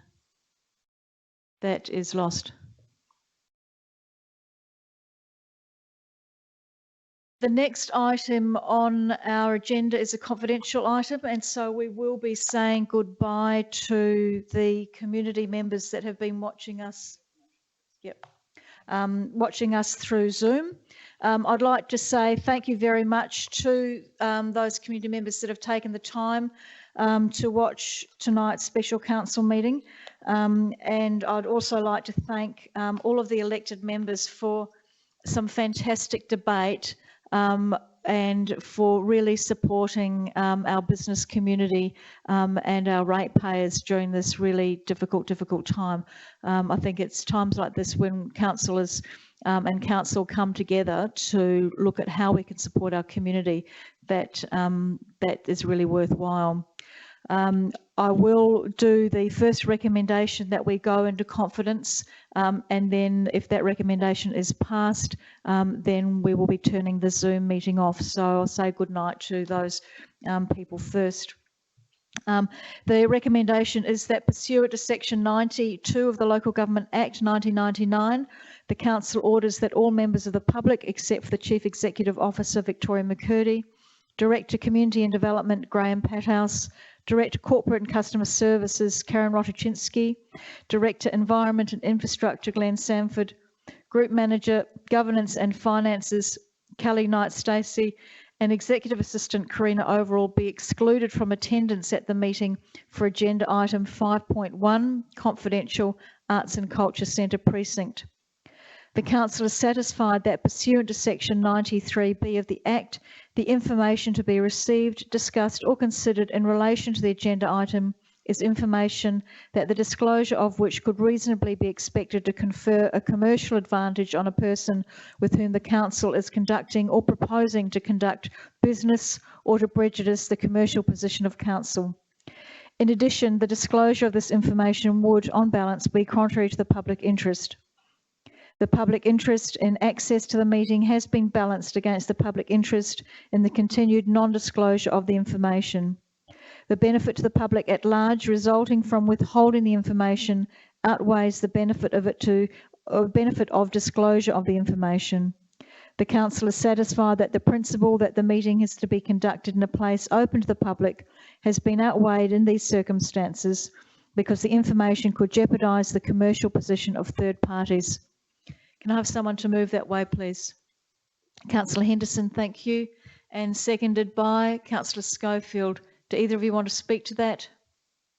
Does anybody want to speak to that? All those in favour? That's carried unanimously, thank you. Good night to the public. Sweet dreams.